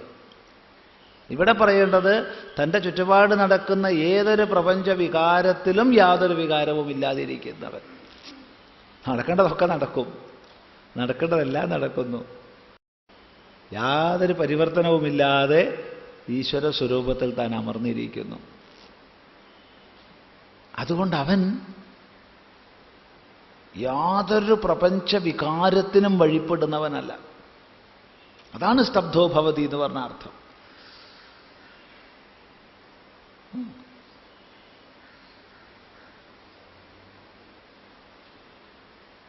ശ്രദ്ധിക്കുക, ഭഗവത്ഗീതയിൽ ഭഗവാൻ ഭാഷ്യകാരൻ ഏറ്റവും അധികം വിസ്തൃതമായി വ്യാഖ്യാനിച്ചിട്ടുള്ള ഒരു ശ്ലോകം 2-ാം അധ്യായത്തിലുള്ളതാണ്. വേദാവിനാശിനം നിത്യം യ ഏനമജമവ്യയം കഥം സ പുരുഷ പാർത്ഥ കം ഘാതയതി ഹന്തികം.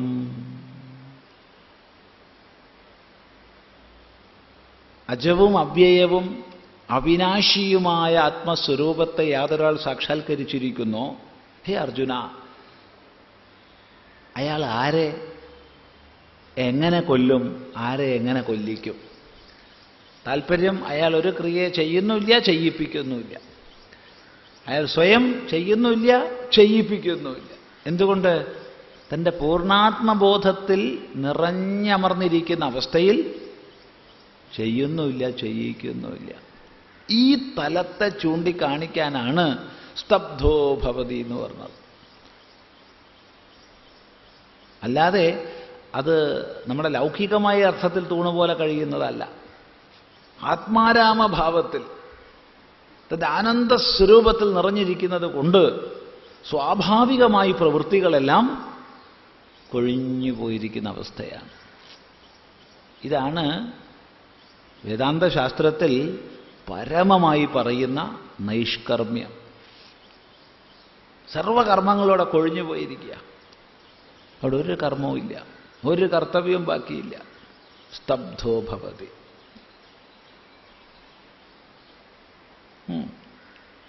അപ്പൊ അവിടെ യജ്ഞാത്വ മത്തോ ഭവതി സ്തബ്ധോ ഭവതി ആത്മാരാമോ ഭവതി. അപ്പൊ സ്തബ്ധനായി തീരുന്നു എന്ന് പറയുമ്പോൾ ചിലപ്പോൾ നമുക്ക് തോന്നാവുന്ന ഒരു സംശയം, ഇയാളിങ്ങനെ സ്തംഭമായിട്ടിരിക്കുകയുള്ളൂ, അയാൾക്കൊരു സന്തോഷവും ഇല്ല എന്നാ തോന്നുക. കാരണം സാധാരണ സന്തോഷിക്കാൻ വേണ്ടിയിട്ട് ജനങ്ങളൊക്കെ പലതിൻ്റെ പിന്നാലെ ഓടുക ചെയ്യണത്. ഓരോരുത്തരും തന്നെ സന്തോഷം കിട്ടാൻ വേണ്ടി പലതിൻ്റെ പിന്നാലെ പോണുണ്ട്. നല്ലതെന്ന് പറയുന്നു, ചീത്ത എന്ന് പറയുന്നു, അങ്ങനത്തെ പിന്നാലെ ഒക്കെ പോണുണ്ട് സന്തോഷം കിട്ടാൻ വേണ്ടി. അപ്പം ഇയാൾ സ്തംഭമായിട്ട് ഇങ്ങനെ ഇരിക്കുകയാണെങ്കിൽ ഇയാൾക്ക് എന്തെങ്കിലും സന്തോഷം ഉണ്ടാവുമോ? ചോദ്യം. ആത്മാരാമോ ഭവതി.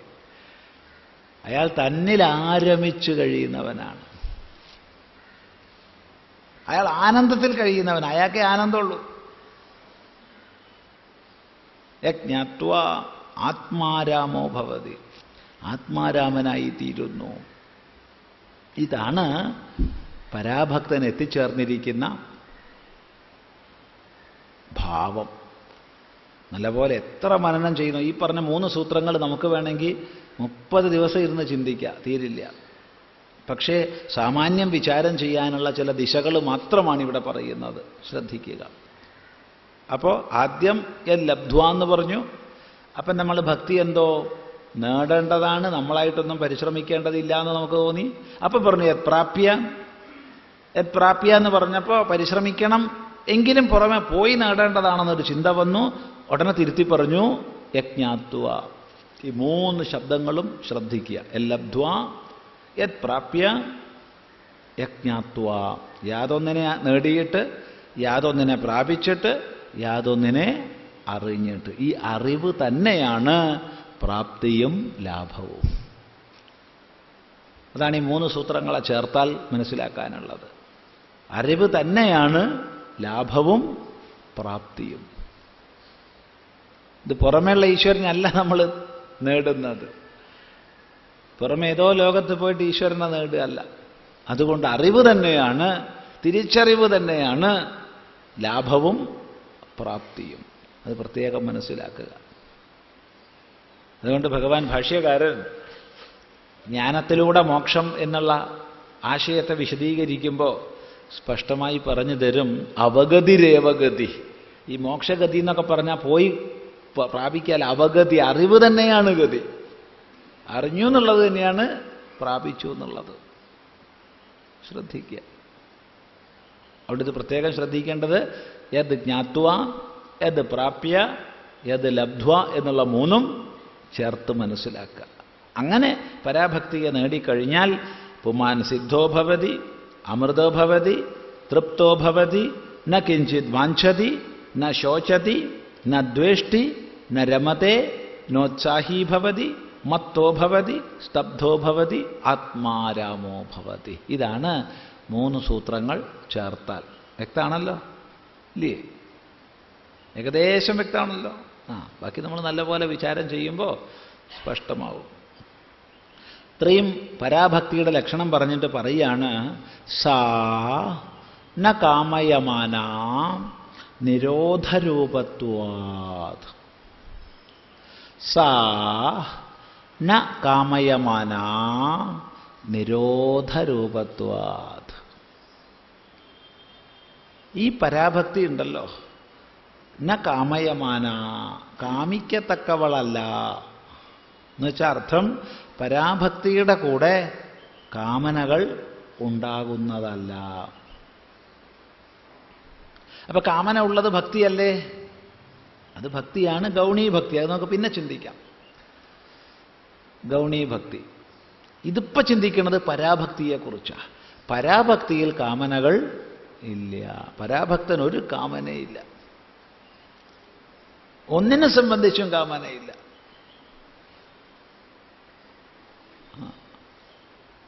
മറ്റൊന്നിനു വേണ്ടി കാമിക്കുന്നില്ല, തനിക്ക് വേണ്ടി കാമിക്കുന്നില്ല, ഒന്നിനും വേണ്ടി കാമിക്കുന്നില്ല. എന്തുകൊണ്ട്? പൂർണ്ണാത്മബോധത്തിൽ വിരാജിക്കുന്നവനാണ്. പൂർണ്ണൻ എന്തിനാ കാമിക്കാനാ?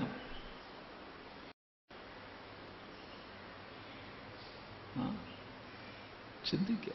അതുകൊണ്ട് ഈ പരാഭക്തിയോടൊപ്പം കാമന നിലനിൽക്കുകയില്ല. എന്തുകൊണ്ട് പറയുന്നു? നിരോധരൂപത്വാത്. നിരോധരൂപമാണെന്നതുകൊണ്ട്. പരാഭക്തി നിരോധരൂപമാണ്. നിരോധരൂപത്വാത്.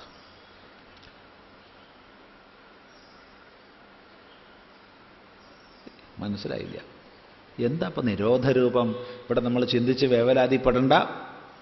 അടുത്ത സൂത്രത്തിൽ ആചാര്യൻ തന്നെ പറഞ്ഞു തരുന്നുണ്ട് എന്താണ് നിരോധം. അതുകൊണ്ട് ഇപ്പോൾ അവിടെ വ്യാഖ്യാനിക്കുന്നില്ല. വ്യാഖ്യാനിക്കേണ്ട ആവശ്യമില്ല. എത്ര മാത്രം മനസ്സിലാക്കുക, പരാഭക്തിയോടൊപ്പം യാതൊരു കാമനയും തന്നെ ഉണ്ടാവില്ല. എന്തുകൊണ്ട്? നിരോധരൂപമാണെന്നതുകൊണ്ട്. വെച്ചാൽ അർത്ഥം പരാഭക്തി നിരോധരൂപമാണ്. അപ്പോൾ സംശയം, എന്താണ് നിരോധം? മറുപടി, നിരോധസ്തു ലോകവേദവ്യാപാരന്യാസഃ.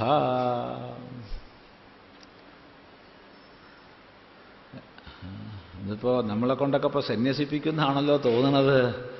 അങ്ങനെയൊന്നുമില്ല. ആചാര്യം പറഞ്ഞു തന്നെ പറയാണ്ട് ഇപ്പം നിവൃത്തിയില്ലല്ലോ. നിരോധസ്തു, നിരോധമാകട്ടെ.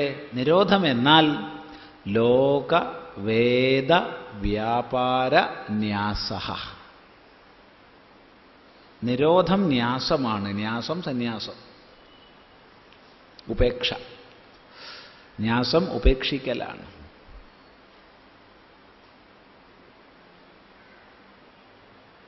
എന്ത് ഉപേക്ഷിക്കലാണ്? ലോകവേദ വ്യാപാരങ്ങളെ ഉപേക്ഷിക്കലാണ്. ലോകവ്യാപാരം, വേദവ്യാപാരം, 2 തരം വ്യാപാരങ്ങളാണ് നമ്മൾ ലോകത്ത് ചെയ്യുന്നത്. ഈ വ്യാപാരം എന്ന് പറഞ്ഞാൽ മലയാളത്തിലെ വ്യാപാരമല്ലേ? മലയാളത്തിലെ വ്യാപാരത്തിന് കച്ചവടം എന്ന അർത്ഥം. അതല്ല, ഇത് വ്യവഹാരം. അപ്പം നമ്മളുടെ കർമ്മങ്ങൾ, വ്യവഹാരങ്ങൾ, വ്യാപാരങ്ങൾ 2ആണ്. ഒന്ന് ലോകവ്യാപാരവും 2 വേദവ്യാപാരവും. എന്താ ലോകവ്യാപാരം എന്ന് പറഞ്ഞ അർത്ഥം? ലോകസിദ്ധമായി നമ്മൾ ചെയ്യേണ്ടുന്ന വ്യാപാരങ്ങൾ. ഇപ്പം നമ്മൾ അമ്മയാണ്, അല്ലെങ്കിൽ മകളാണ്, അല്ലെങ്കിൽ സഹോദരിയാണ്, അല്ലെങ്കിൽ പത്നിയാണ്, അല്ലെങ്കിൽ ഗുരുവാണ്, പല വ്യക്തിത്വം നമുക്കുണ്ടാവും. അച്ഛനാണ്, സഹോദരനാണ്, അനുജനാണ്, ജ്യേഷ്ഠനാണ്, മകനാണ്, ഇന്ന ജോലിക്കാരനാണ്, ഇങ്ങനെ പല പല വ്യക്തിത്വം നമുക്കുണ്ടാവും. അപ്പോൾ ലോകസിദ്ധമായിട്ട് നമ്മളിൽ വന്നു ചേരുന്ന ഓരോ തലത്തിലുമുള്ള കർമ്മങ്ങളെ നമ്മൾ ശരിക്ക് കുശലതയോടെ ചെയ്യണം എന്നാണ് നമ്മൾ പറയുക. ലോക നിലവാരത്തിൽ, സാധാരണ വ്യാവഹാരിക തലത്തിൽ ഭംഗിയായിട്ട് അവനവൻ്റെ ഉത്തരവാദിത്തങ്ങളെ ചെയ്യണം. അതാണ് ശരി. എന്നാൽ പരാഭക്തനെ സംബന്ധിച്ച് ഇത് സാധാരണ തലമല്ല, ഗൗണീഭക്തിയല്ല. പരാഭക്തി എന്ന് പറയുമ്പോൾ അവിടെ ഈശ്വര ഭിന്നമായിട്ടൊന്നുമില്ല. ഈശ്വരഭിന്നമായി ഒന്നുമില്ലാത്ത പരാഭക്തനെ സംബന്ധിച്ച് സ്വാഭാവികമായി ലോകവ്യാപാരങ്ങൾ കൊഴിഞ്ഞു പോകുന്നുണ്ട്. അവിടെ എൻ്റെകൾ, പരിമിത മമത്വങ്ങൾ താനേ കൊഴിഞ്ഞു പോകുന്നുണ്ട്. അത് ശ്രദ്ധിക്കണേ, അത് ഉപേക്ഷിക്കേണ്ട ആവശ്യമൊന്നുമില്ല. എനിക്ക് ഈ ഒരു ആനന്ദത്തിലേക്ക് എത്താൻ വേണ്ടി എൻ്റെകളെയൊക്കെ ഉപേക്ഷിക്കണ്ടേ? ചോദ്യം. മറുപടി, എൻ്റെകളെ ഉപേക്ഷിക്കേണ്ട ആവശ്യമില്ല. പക്ഷേ എൻ്റെകൾ കൊഴിഞ്ഞു പോകുമ്പോൾ കെട്ടിവെക്കാനും നോക്കണ്ട. അത് സ്വാഭാവികമാണ്. തെങ്ങിൻ്റെ ഈ പട്ട കണ്ടിട്ടില്ലേ? മൂത്ത് പാകമായി കഴിഞ്ഞാൽ താനെ കൊഴിഞ്ഞു വീഴും. അങ്ങനെ പഴുത്ത പട്ട കൊഴിഞ്ഞു വീഴാനായി എന്ന് വെച്ചോളൂ. നമ്മൾ കമ്പക്കയറിട്ടിട്ട് കെട്ടിവെക്കുക തെങ്ങിനോട്. ആ കമ്പക്കയർ കൊണ്ട് കെട്ടിയതിനാൽ അത് തെങ്ങുമ്പോൾ തന്നെ നിൽക്കും. പക്ഷേ ബന്ധം വിട്ടിട്ടുണ്ടാവും. ഇല്ല, അത് വിടും, ബന്ധം വിട്ടിട്ടുണ്ടാവും. ഇനി നമ്മളത് പാകമാവുന്നതിന് മുമ്പ് ഒരാനയെ കൊണ്ടുവന്നിട്ട് പിടിച്ച് ബലിപ്പിക്കുക എന്ന് വിചാരിച്ചോളൂ. പട്ട തെങ്ങിൻ്റെ പുറംപൊളി അടക്കം പൊളിഞ്ഞു പോരും എന്നല്ലാതെ ഒരിക്കലും പട്ട ഉണങ്ങി വീഴുന്നത് പോലെ പൊളിഞ്ഞു പോരില്ല. ഒന്ന് പരീക്ഷിച്ച് നോക്കിക്കോളൂ ആര് വേണമെങ്കിലും. ഇതുപോലെ ലോകബന്ധങ്ങളെ നമുക്ക് ചേർത്ത് വെക്കാനും കഴിയില്ല, വേർപെടുത്താനും കഴിയില്ല. വിവേക വൈരാഗ്യങ്ങളുടെ പൂർണ്ണതയിൽ, ഈശ്വരാവബോധത്തിൻ്റെ പൂർണ്ണതയിൽ, അല്ലെങ്കിൽ തൻ്റെ ആത്യന്തിക ലക്ഷ്യം ഈശ്വരൻ ഏകനാണെന്ന തിരിച്ചറിവിൽ സ്വാഭാവികമായി ലോകബന്ധങ്ങൾ കൊഴിഞ്ഞു പോകും. അത് സ്വാഭാവികമാണ്. പിന്നെ നമ്മൾ എന്ത് കമ്പക്കയറിട്ട് കെട്ടിവെച്ചിട്ടും കാര്യമില്ല. അതല്ലാത്ത കാലത്തോളം ആനയെ കൊണ്ട് പിടിച്ച് വലിപ്പിച്ചിട്ടും പൊളിഞ്ഞു പോരില്ല. അവിടെ പിന്നെ അവിടത്തേക്ക് ഏഷണ ഉണ്ടാവും. എൻ്റെ എൻ്റെ എൻ്റെ എന്നുള്ള ബന്ധം ഉണ്ടാവും. ഇത് സൂക്ഷ്മമായി മനസ്സിലാക്കുക.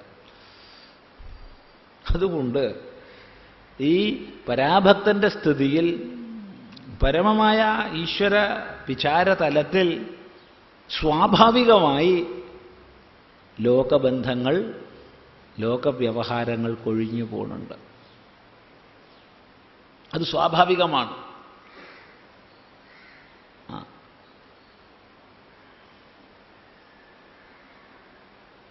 ശ്രീരാമകൃഷ്ണദേവൻ ലളിതമായൊരു ദൃഷ്ടാന്തം പറയാറുണ്ട്. ഇടയ്ക്കിടയ്ക്കിടയ്ക്ക് ആവർത്തിച്ച് പറയുന്നതാണ്.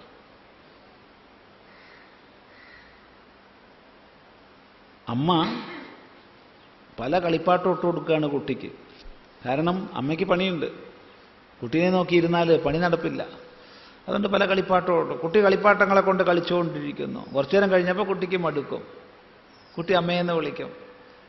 അപ്പോൾ അമ്മ എന്ത് ചെയ്യും? പുതിയ 2 കളിപ്പാട്ടം ഇട്ട് കൊടുക്കും. അപ്പം കുട്ടിക്ക് സന്തോഷമായി ഈ പുതിയ കളിപ്പാട്ടമായിട്ട് കളിച്ചുകൊണ്ടിരിക്കും. പക്ഷെ കുറച്ചു നേരം കഴിഞ്ഞപ്പോൾ വീണ്ടും അത് മടുത്തു. പിന്നെ അമ്മയെന്ന് വിളിച്ചു. പിന്നെ അമ്മ പുതിയ 2 കളിപ്പാട്ടം ഇട്ട് കൊടുത്തു. അപ്പോൾ കുട്ടിക്ക് വീണ്ടും സന്തോഷമായി.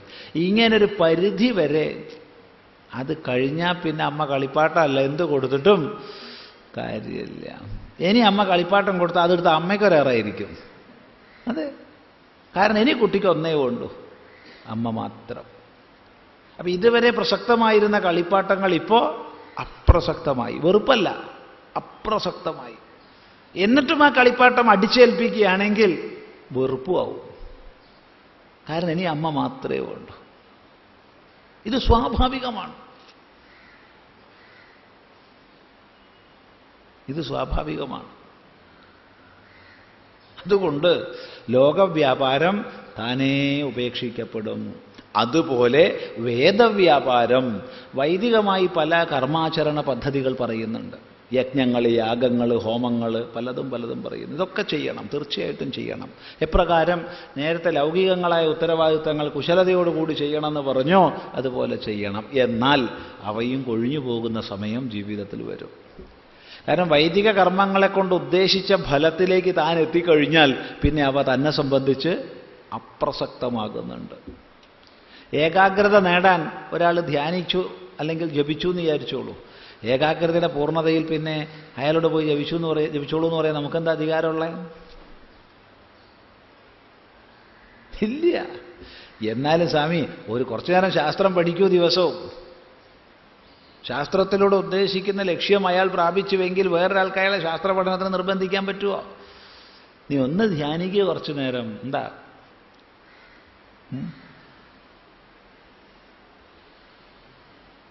പണ്ട് സഭയിൽ ഒരു വാർത്ത വരുന്നു. അതായത് ഈ കാക്കശ്ശേരി വട്ടേരി യാതൊരു സന്ധ്യാവന്തനോ ഒന്നും ചെയ്യണില്ല എന്നുള്ളതാണ്. എന്താ ചെയ്യാളെ പുറത്താക്കല്ലാണ്ട് വഴിയില്ല. പക്ഷെ ആർക്കാ കാക്കശ്ശേരിയോട് സംസാരിക്കാൻ ധൈര്യമുള്ളേ? അത്ര വലിയ വിദ്വാൻ നാട്ടിലാരാ ഉള്ളേ? കൊച്ചുകുട്ടിയാവുമ്പോൾ ഉദ്ദണ്ഡനെ തോൽപ്പിച്ച ആളാ. ആർക്കും ധൈര്യമില്ല. അവസാനം 2-3 പേര് ഈ സഭ പറഞ്ഞ് ചുമതലപ്പെടുത്തിയ നിവൃത്തിയൊന്നും ഇല്ലല്ലോ, പോയി. അവരൊരു വിധം അദ്ദേഹത്തിന് മുമ്പിൽ വിഷയം അവതരിപ്പിച്ചു. അങ്ങ് സന്ധ്യാവന്തനമൊന്നും ചെയ്യണില്ല എന്നാണ് കേൾക്കണത്. മര്യാദയ്ക്ക് കുളിക്കണില്ല, പൂജ ചെയ്യണില്ല, സന്ധ്യാവന്തനം ചെയ്യണില്ല, ഗായത്രിയൊക്കെ ചെയ്യാതിരുന്ന പാപമല്ലേ? അദ്ദേഹം ഒരു സംശയം തിരിച്ചു ചോദിച്ചു, എങ്ങനെയാണ് സന്ധ്യാവന്തനം ചെയ്യേണ്ടതെന്ന് പറഞ്ഞു തരുമോ? എങ്ങനെയാണ് ചെയ്യേണ്ടത്? കാരണം ഹൃദാകാശേ ചിദാദിത്യ സദാ ഭാതി നിരന്തരം ഉദയാസ്തമയൗ നസ്തഃ കഥം സന്ധ്യാമുപാസ്മഹേ. ഹൃദയമാകുന്ന ആകാശത്തിൽ ജ്ഞാനമാകുന്ന സൂര്യൻ നിരന്തരം സദാ പ്രകാശിക്കുന്നു. സൂര്യൻ അസ്തമിക്കുമ്പോഴല്ലേ സന്ധ്യയുള്ളൂ, സൂര്യൻ ഉദിക്കുമ്പോഴല്ലേ സന്ധ്യയുള്ളൂ. അതുകൊണ്ട് ഉദയാസ്തമയൗ നസ്തഃ, എനിക്ക് സൂര്യൻ ഉദിക്കണമില്ല അസ്തമിക്കണമില്ല. ജ്ഞാനമാകുന്ന സൂര്യൻ സദാ ഉള്ളിൽ കത്തി നിൽക്കുക. പിന്നെ സന്ധ്യയില്ല. കഥം സന്ധ്യാമുപാസ്മഹേ, സന്ധ്യയെ കാണാത്ത ഞാൻ എങ്ങനെ സന്ധ്യാവന്തനം ചെയ്യും?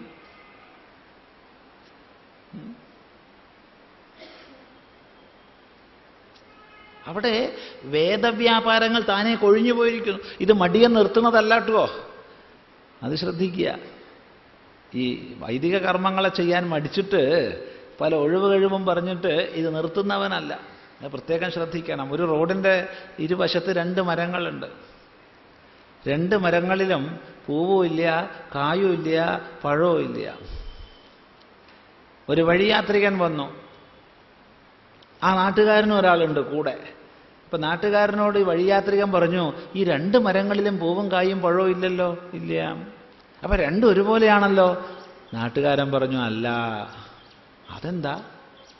ആ മരം പൂത്ത് കായ്ച്ച് ഫലിച്ചതാ.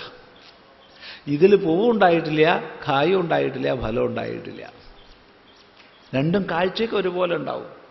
ഒന്ന് പൂത്ത് കായ്ച്ച് ഫലിച്ച് അതിൻ്റെ സാഫല്യത്തിലേക്ക് ഉയർന്ന് ഇപ്പൊ പൂവുമില്ല, കായുമില്ല, പഴവുമില്ല, ആവശ്യമില്ല. മറ്റത് പൂത്തിട്ടുമില്ല, കായ്ച്ചിട്ടുമില്ല, ഫലിച്ചിട്ടുമില്ല. 2 ഒരുപോലെയാണോ? 2ന്റെ ഇപ്പൊ നോക്കിയാൽ ഒരുപോലെയാ? ഒരുപോലെയല്ല. ഇതുപോലെ മന്ദന്മാര്, മടിയന്മാര് വൈദിക കർമ്മങ്ങളെ ചെയ്യേണ്ടത് ചെയ്യാതെ പൂജയും ചെയ്യില്ല, ഹോമവും ചെയ്യില്ല, യാഗവും ചെയ്യില്ല, ധ്യാനവും ചെയ്യില്ല, ജപവും ചെയ്യില്ല, ഒന്നും ചെയ്യില്ല.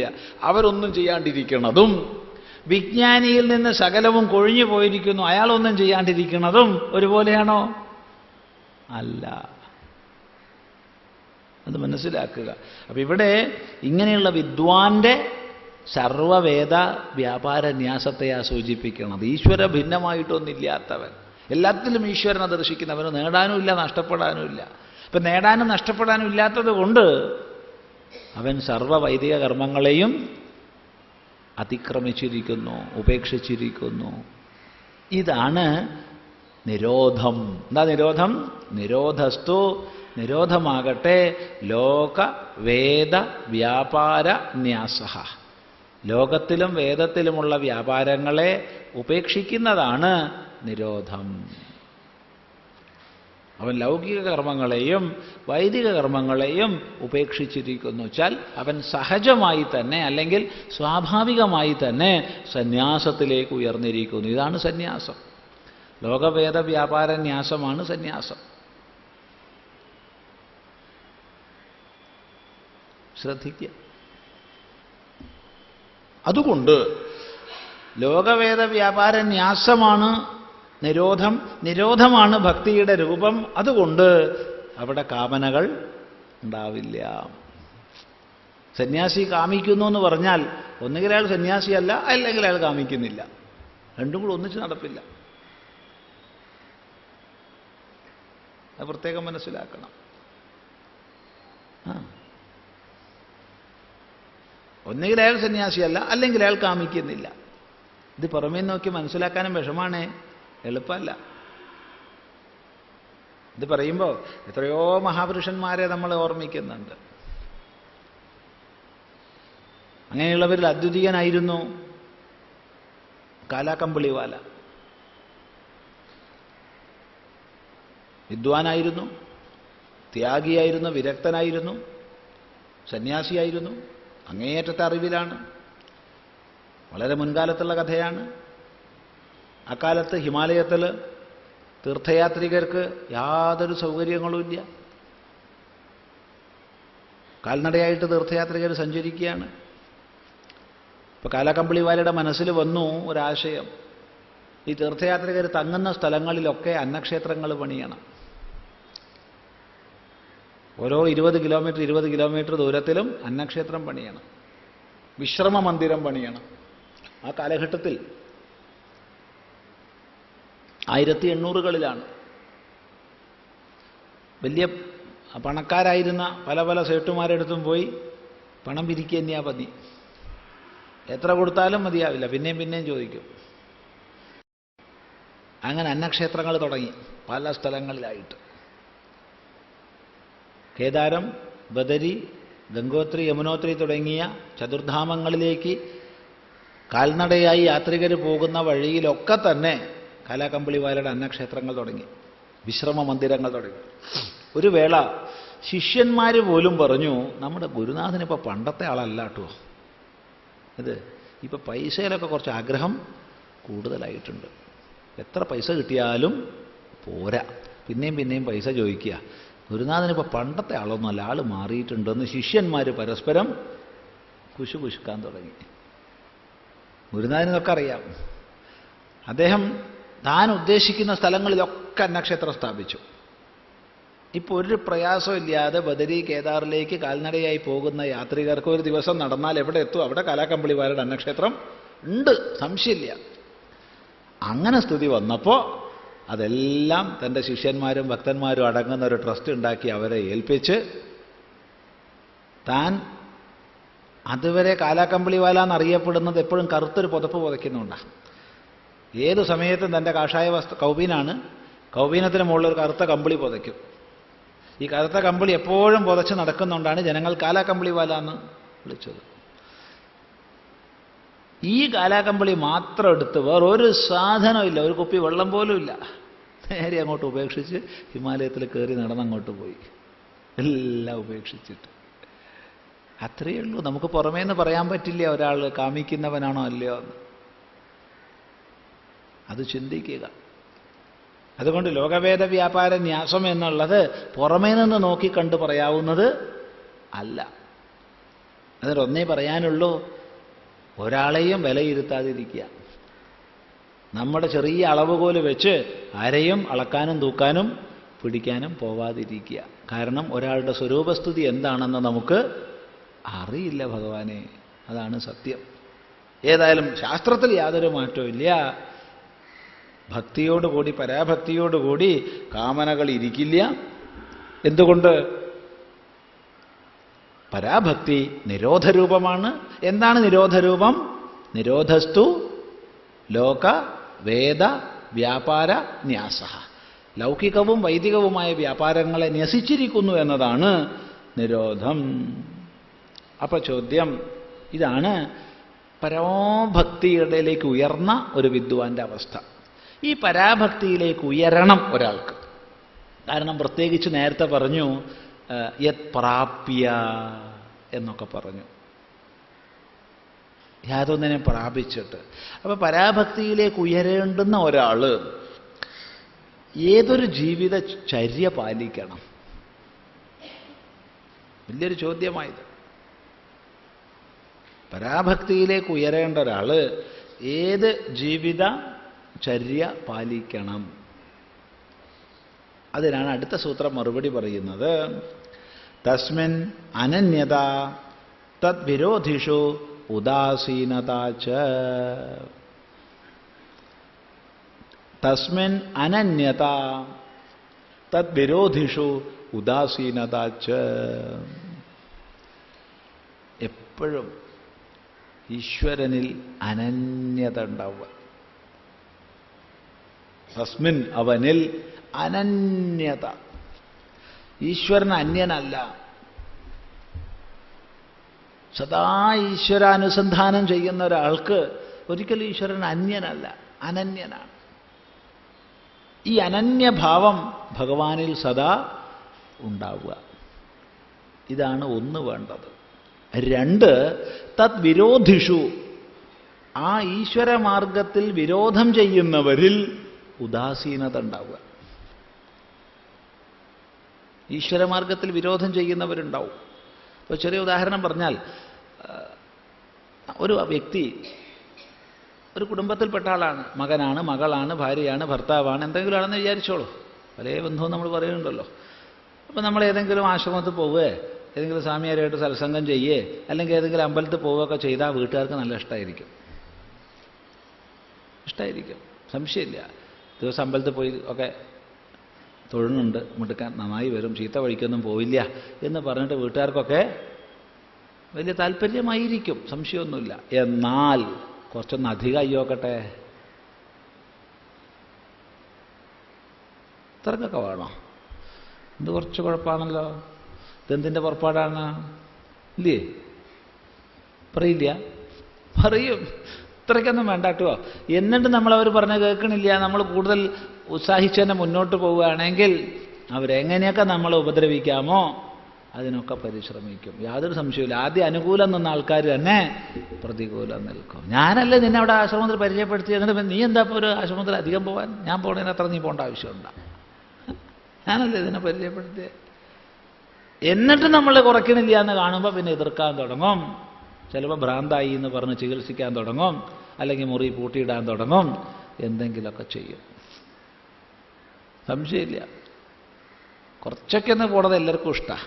കാരണം തെറ്റായ വഴിക്കൊന്നും പോവില്ല, നേരെയാവും എന്നുള്ളൊരു ചിന്ത. കുറച്ച് അധികമായി നോക്കുമ്പോൾ അമ്മയ്ക്ക് ഇഷ്ടാവില്ല, അച്ഛനും ഇഷ്ടാവില്ല, ഭർത്താവിന് ഇഷ്ടാവില്ല, ഭാര്യയ്ക്ക് ഇഷ്ടാവില്ല. അങ്ങനെയാണ് പൊതുവെ. ഇവിടെ ഇരിക്കുന്നവരെ സംബന്ധിച്ചല്ല പറയണത്, പുറം ലോകത്തിലുള്ള അവസ്ഥയെക്കുറിച്ചാണ് പറയുന്നത്. അതെ.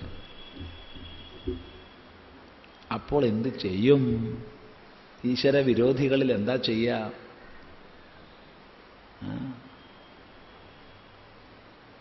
ഇത് വലിയൊരു പ്രശ്നമാണ്.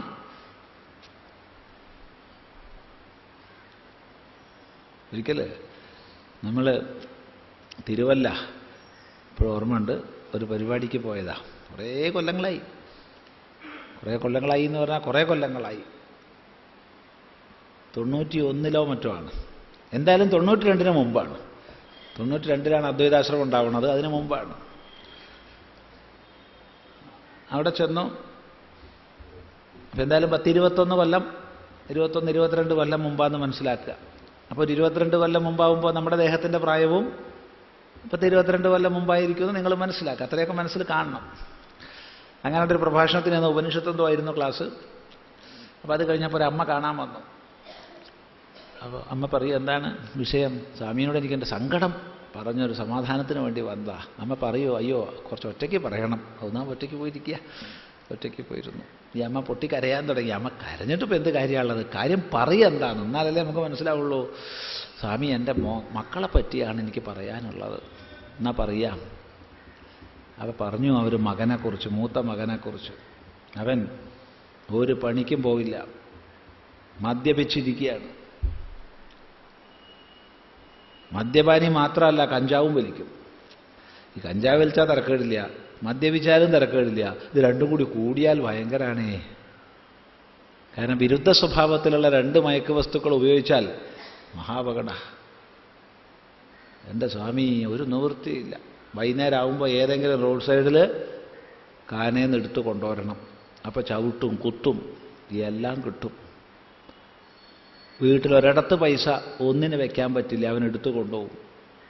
കൊടുത്തില്ലെങ്കിൽ വീട്ടിലുള്ള പാത്രങ്ങളൊക്കെ അടിച്ചു പൊട്ടിക്കും, എന്നെയും തല്ലും. വല്ലാത്ത കഷ്ടപ്പാടാണ്. നമ്മൾ എന്താ ചെയ്യമ്മ? തൽക്കാലം നല്ലോണം നാമം ജപിക്കുക, നല്ലോണം മന്ത്രമൊക്കെ ജപിക്കുക, മോൻ നന്നായി വരട്ടെ എന്ന് പ്രാർത്ഥിക്കുക. അല്ലാണ്ട് ഇപ്പം എന്താ നമുക്കിപ്പോൾ ചെയ്യാൻ കഴിയുക? പിന്നെ ചില ചികിത്സകളൊക്കെ ഉണ്ട്, നമുക്കത് നോക്കാം. അപ്പം ഇതിന് ശാസ്ത്രീയമായിട്ട് ഇതിനൊക്കെ നല്ല ചികിത്സകളുണ്ട്, ഇതിനെപ്പറ്റിയൊക്കെ പറയാം. സ്വാമി എനിക്ക് ഇവനെക്കുറിച്ചല്ല പ്രശ്നം. എനിക്ക് രണ്ടാമനെക്കുറിച്ചാണ് പ്രശ്നം. അപ്പം നമ്മൾ വിചാരിച്ചു ഈ മൂത്തവൻ ഇങ്ങനെയാ, അപ്പം എവനെക്കുറിച്ചല്ല അമ്മയ്ക്ക് പ്രശ്നം, രണ്ടാമത്തവനെക്കുറിച്ചാണ് പ്രശ്നം. അപ്പം അവൻ എന്തായിരിക്കും ഭഗവാനെ? ഇനി എങ്ങനെയാണ് ഞാൻ കേൾക്കാനുള്ള ശക്തി എനിക്കില്ലല്ലോ എന്ന് വിചാരിച്ചിരിക്കുക. എന്നാലും കേൾക്കാം. കാരണം ഈ പ്രശ്നക്കാർക്ക് നമ്മൾ കേട്ടാൽ മതി, എന്നാൽ തന്നെ പകുതി സമാധാനമാവും. നമ്മളൊരു ഉപദേശവും കൊടുക്കണ്ട, കേട്ടാൽ മതി. അവരുടെ ഭാരം ഇറക്കി വെക്കാനുള്ള അവസരം കൊടുത്താൽ തന്നെ അവർക്ക് സമാധാനമാവും. അമ്മ പറയൂ, അവനെന്താ അമ്മ ചെയ്യണത്? ഇവൻ മദ്യവും കഞ്ചാവുമാണ്, അവനപ്പം എന്താ ഉള്ളത്? അയ്യോ എൻ്റെ സ്വാമി, അവനവൻ്റെ ഒന്നും ചെയ്യില്ല. പിന്നെ അവൻ ചാരായം പോയിട്ട് ചായ പോലും കുടിക്കില്ല. പിന്നെന്താ അമ്മ പ്രശ്നം? അവനല്ലേ കുടുംബം പോറ്റണത്. പാവം ചെങ്കല്ല് പടിയാണ്. അതിന് പല നാട്ടിൽ പോയിട്ട് കല്ല് കെട്ടുക, അങ്ങനത്തെ പണിയാണ്.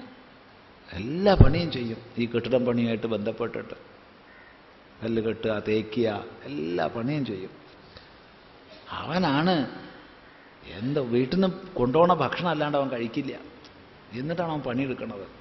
ആ പൈസ കൊണ്ടാണ്, അവനാണ് കുടുംബം. മറ്റവന് മദ്യപിക്കാനുള്ള പൈസ പോലും അവനാ കൊടുക്കണത്. പിന്നെ എന്താ അവൻ ചെയ്യണ പ്രശ്നം? അവൻ ആഴ്ചയിൽ ഒരു ദിവസം പണിക്ക് പോവാത്ത ദിവസമുണ്ട്. അന്ന് വീട്ടിലൊന്ന് മര്യാദയ്ക്ക് ഇരിക്കണ്ടേ? അതിരിക്കില്ല, ആശ്രമം എന്നും പറഞ്ഞു പോകും. എന്നിട്ട് ഉള്ള പൈസയ്ക്ക് പുസ്തകങ്ങളൊക്കെ വാങ്ങി കൊണ്ടുവരും. യവനാറ്റോ സന്യാസിയായി പോയാൽ ഇതാ എൻ്റെ പരിഭ്രമം. നോക്കണേ, കള്ളുകുടിയൻ കഞ്ചാവ് വലിയാൻ അവനെക്കുറിച്ചല്ല അമ്മയ്ക്ക് പ്രശ്നം. അമ്മയ്ക്ക് പ്രശ്നം ഈ മകൻ ആശ്രമത്തിൽ പോണതാ. ആശ്രമത്തിൽ പോണതല്ല പ്രശ്നം, പുസ്തകം വാങ്ങണതല്ല പ്രശ്നം. അവനാറ്റോ സന്യാസിയായി പോയാൽ. അപ്പം നമ്മൾ ചോദിച്ചു, അമ്മ ഇത് ആരോടാ പറയുന്നേ? സ്വാമിജിയോട്. അപ്പം ഈ സ്വാമിക്ക് ഒരമ്മ ഉണ്ടാവില്ലേ? ആകാശത്ത് പൊട്ടി വീണതാ? അല്ലല്ലോ. അപ്പം ഈ സ്വാമി ഇങ്ങനെ പോയപ്പോൾ ഈ അമ്മ ഇതുപോലെയൊക്കെ ചിന്തിച്ചിട്ടുണ്ടാവില്ലേ? അപ്പം ഈ അമ്മയ്ക്കും ഇതുപോലെ 100 കണക്കിന് അമ്മമാർക്കും പല സങ്കടവും വന്ന് പറയാൻ ഇപ്പോൾ ഒരാളായില്ലേ? അതൊക്കെ സ്വാമി പറയണതൊക്കെ ശരി തന്നെയാ. എന്നാ പിന്നെ അമ്മ മെല്ലെ വീട്ടിൽ പോയിക്കോളൂ, അല്ലാണ്ട് എന്ത് പറയാനാ? നോക്കൂ, ഇതാണ് നമ്മുടെ സ്വഭാവം. മകൻ കള്ളും കുടിച്ച് കഞ്ചാവും വലിച്ച് അമ്മേനെ ചവിട്ടണതല്ല പ്രശ്നം. രണ്ടാമത്തെ മകൻ ആശ്രമത്തിൽ പോയിട്ട് ഗീതയും ഉപനിഷത്തും പുസ്തകങ്ങൾ വാങ്ങി വായിക്കണതാ. ഇതായിപ്പോയി നമ്മുടെ സമൂഹം. ഒന്ന് ആലോചിച്ച് നോക്കുക. അപ്പം അതുകൊണ്ട് നമ്മൾ ഈ സത്സംഗത്തിലൊക്കെ പോകണമെന്ന് പറഞ്ഞാൽ വീട്ടുകാർക്കൊക്കെ ഇഷ്ടാവും. പക്ഷെ കുറച്ചൊന്ന് കൂടുതലാവണമെന്ന് തോന്നിക്കഴിഞ്ഞാൽ അപ്പം വീട്ടിൽ പൊട്ടലും ചീറ്റലും ഒക്കെ തുടങ്ങും. സംശയം ഈ പറയണേനില്ല. അതുകൊണ്ട് അങ്ങനെ വരുമ്പോൾ എന്താ ചെയ്യേണ്ടത് എന്ന് ചോദ്യം. അപ്പൊ പറയുന്നു, തദ്വിരോധിഷു ഉദാസീനതാച. ഈശ്വരമാർഗ വിരോധികളിൽ ഉദാസീനത വേണം. അപ്പൊ ഉദാസീനത എന്ന് പറഞ്ഞ അർത്ഥം എന്താണ്?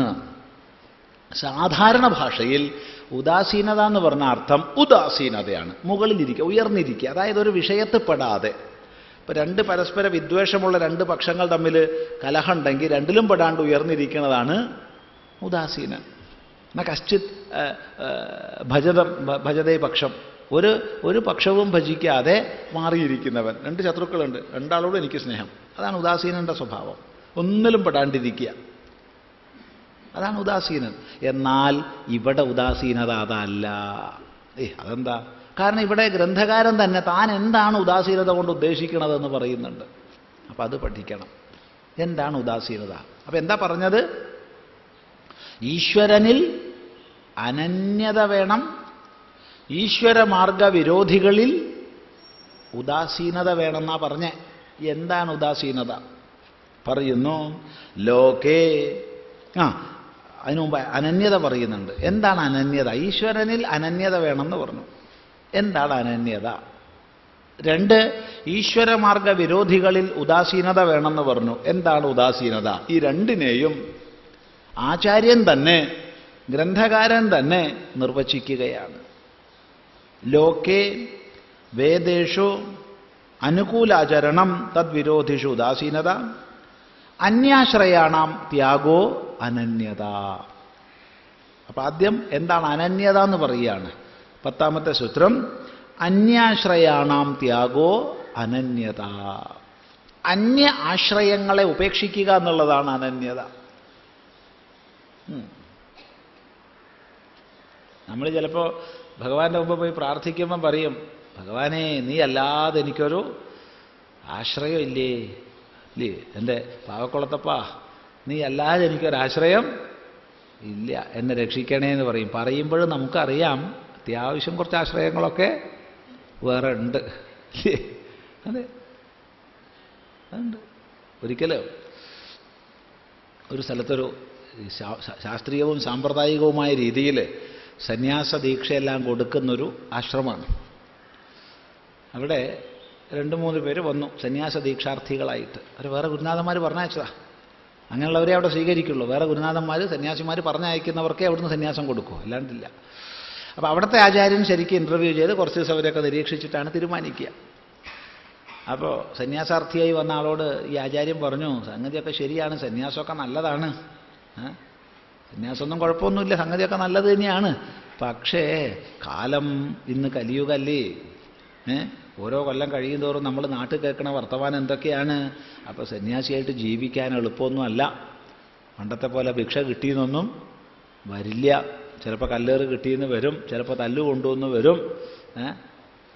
അപ്പോൾ എങ്ങനെയാ അപ്പോൾ സന്യസിച്ചു കഴിഞ്ഞാൽ ഭാവിയിൽ നീ ജീവിക്കുക എന്ന് പറഞ്ഞിട്ട് ജീവിതത്തിൻ്റെ പല പ്രയാസങ്ങളെക്കുറിച്ച് ഹൃദയസ്പൃക്കായി അങ്ങോട്ട് വർണ്ണിച്ച് കേൾപ്പിച്ചു. അപ്പോൾ ഇയാൾ പറഞ്ഞു, സ്വാമിജി പറഞ്ഞതൊക്കെ ശരിയാണ്, പക്ഷെ എനിക്കിപ്പോൾ വലിയ പ്രശ്നമൊന്നും ഉണ്ടാവാനില്ല. അതെന്താ? എനിക്ക് പെൻഷനുണ്ട്.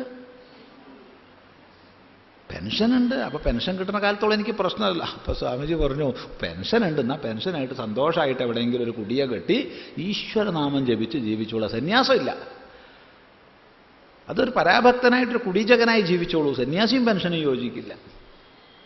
പെൻഷനുള്ള സന്യാസി അത് സന്യാസിയല്ല. അതുകൊണ്ട് പോയിക്കോളൂ, നല്ല നാമം ജപിച്ച് മന്ത്രം ജപിച്ച് ഏകാന്തത്തിൽ ഉപാസകനായി താമസിച്ചോളൂ, ഒരു വിരോധമില്ല. പക്ഷെ സന്യാസമായിട്ട് അത് യോജിക്കില്ല. ഏത്? മുമ്പുള്ള ജോലിയുടെ ഭാഗമായിട്ടുള്ള പെൻഷൻ ഒരു ഭാഗത്തു കൂടെ എഴുതി ഒപ്പിട്ട് വാങ്ങുക. ഏത് പേരിൽ? പഴയ പേരിൽ. എന്നിട്ട് ഈ ഭാഗത്ത് സന്യാസിയായിട്ട് വേറെ നടക്കുക. ഇത് രണ്ടും കൂടി യോജിക്കില്ല. ഏതെങ്കിലും ഒന്നേ യോജിക്കുള്ളൂ. അപ്പോൾ ശരിക്ക് അനന്യത എന്ന് പറഞ്ഞാൽ അന്യാശ്രയാണാം ത്യാഗ, എല്ലാ ആശ്രയങ്ങളെയും ഉപേക്ഷിച്ചിരിക്കുന്നു എന്നുള്ളതാണ് അനന്യത. അപ്പം ഭഗവാൻ മാത്രം ശരണം. സർവധർമാൻ പരിത്യജ്യ മാം ഏകം ശരണം വ്രജ. അത് പ്രസംഗിച്ചാൽ പോരാ. അത് നമ്മൾ പറയുമ്പോൾ അതൊക്കെ പറയും, പക്ഷെ നമുക്ക് തന്നെ ഒരു ഉറപ്പുണ്ടാവും, എന്ത്? വേറെ ആശ്രയം ഉണ്ടെന്നുള്ളത്. പിന്നെ നീ ഒരാശ്രയം പറച്ചില്ല ഉള്ളിൽ കൂടെ ഉണ്ടാവും, വേറെ ആശ്രയമുണ്ട്. അത് കിട്ടുകയെന്ന് വെച്ചാൽ അങ്ങോട്ട് പോരട്ടെ, ഇല്ലാച്ചതുണ്ടല്ലോ. പാകക്കൊളത്തപ്പൻ്റെ വിഡിത്തം കൊണ്ട് എന്നെ ഒന്ന് സഹായിച്ചാൽ അതുകൊണ്ട് പോരട്ടെ, എൻ്റെ അടുത്ത് എന്തായാലും ഇപ്പുറത്തെ ഒരാശ്രയം ഉണ്ടല്ലോ. അത് നമ്മൾ നാട്ടുകാരോട് പറ്റിയാൽ മതി. അത് ചിന്തിക്കുക. അപ്പം എന്താണിവിടെ? തസ്മിൻ അനന്യതയാണ്. അന്യാശ്രയാണാം ത്യാഗ. വേറെ ഒരാശ്രയമില്ല, ഭഗവാൻ മാത്രം ആശ്രയം. അതാണ് അനന്യത. അതാണ് ഈശ്വരനിൽ വേണ്ടത്. വ്യക്തമാണല്ലോ. ഇത് പറയാൻ എളുപ്പമാണ്, ഇത് പ്രസംഗിക്കാൻ വളരെ എളുപ്പമാണ്. വീണ്ടും വീണ്ടും പറയുന്നു, സ്വജീവിതത്തിൽ ഇത് അനുഭവിക്കുക എന്ന് പറഞ്ഞാൽ എളുപ്പമല്ല. കാരണം പരീക്ഷണങ്ങൾ വരുമ്പോഴേ അറിയുള്ളൂ നമുക്ക് എത്ര കണ്ട അനന്യത ഉണ്ടെന്നുള്ളത്. രണ്ടുപേര് തെണ്ടി നടക്കുകയാണ്. അവര് 2 ദിവസം മുമ്പ് കണ്ടുമുട്ടിയവരാ. അതിനു മുമ്പും അവർ തെണ്ടികളായിരുന്നു, അതിന് പിമ്പും അവർ തെണ്ടികൾ തന്നെ. പക്ഷേ എങ്കിലും 2 ദിവസം മുമ്പാണ് അവർ കണ്ടുമുട്ടിയത്.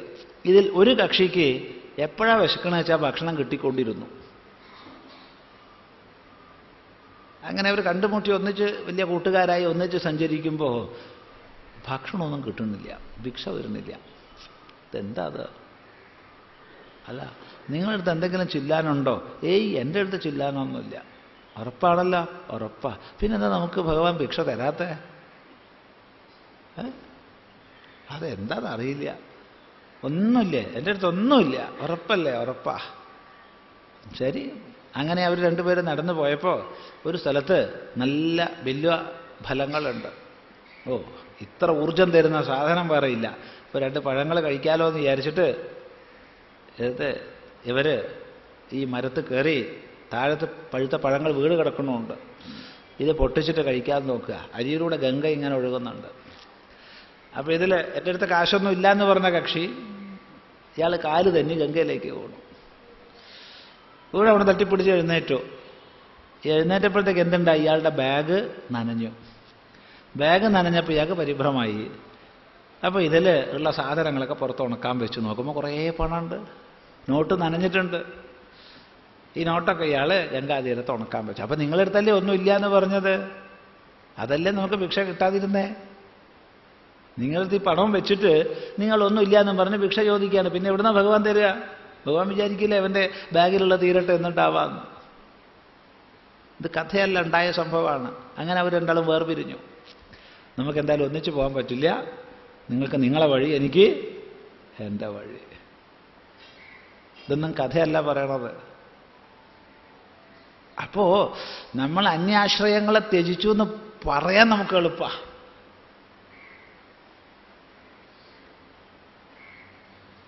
ഇങ്ങനെയുള്ള പരീക്ഷണങ്ങൾ വരുമ്പോഴേ അറിയൂ. അതുകൊണ്ട് പരാഭക്തൻ അന്യാശ്രയങ്ങളെ ത്യജിച്ചതാണ്. അതാണ് ഈശ്വരനിലുള്ള അനന്യത. പിന്നെ വിരോധികളിൽ എന്താ വേണ്ടത്? ഉദാസീനത. എന്താ ഉദാസീനത? അത് അടുത്ത സൂത്രം നമുക്ക് നാളെ ചിന്തിക്കാം. ഇവിടെ ഒരു സംശയം ഒരാൾ എഴുതി വെച്ചത്, സാഖ്യദർശനവും യോഗദർശനവും തമ്മിലുള്ള വ്യത്യാസം ദയവായി ഒന്ന് വിശദീകരിക്കണം. യോഗ ദർശനത്തിലെ ഈശ്വരനും സാഖ്യത്തിലെ പുരുഷനും യഥാർത്ഥത്തിൽ ഒന്നു തന്നെയല്ലേ? ദയവായി വിശദീകരിക്കുക. ഇവിടെ സാഖ്യ ദർശനത്തിലും യോഗദർശനത്തിലും വളരെ വളരെ സാമ്യമുണ്ട്. സാമ്യമുണ്ടെന്ന് പറഞ്ഞാൽ പോരാ, ഒന്നും കൂടി വ്യക്തവും ശുദ്ധവുമായ ഭാഷ, യോഗദർശനത്തിൻ്റെ ദാർശനിക ഭൂമിക സാഖ്യം തന്നെയാണ്. സാഖ്യത്തിൽ നിന്നാണ് യോഗം വിപുലമായത്. എന്നാൽ വളരെ വ്യത്യാസമുണ്ട്. എന്താണ് വ്യത്യാസം എന്ന് ചോദിച്ചാൽ, യോഗദർശനം ആരംഭിക്കുന്നത് തന്നെ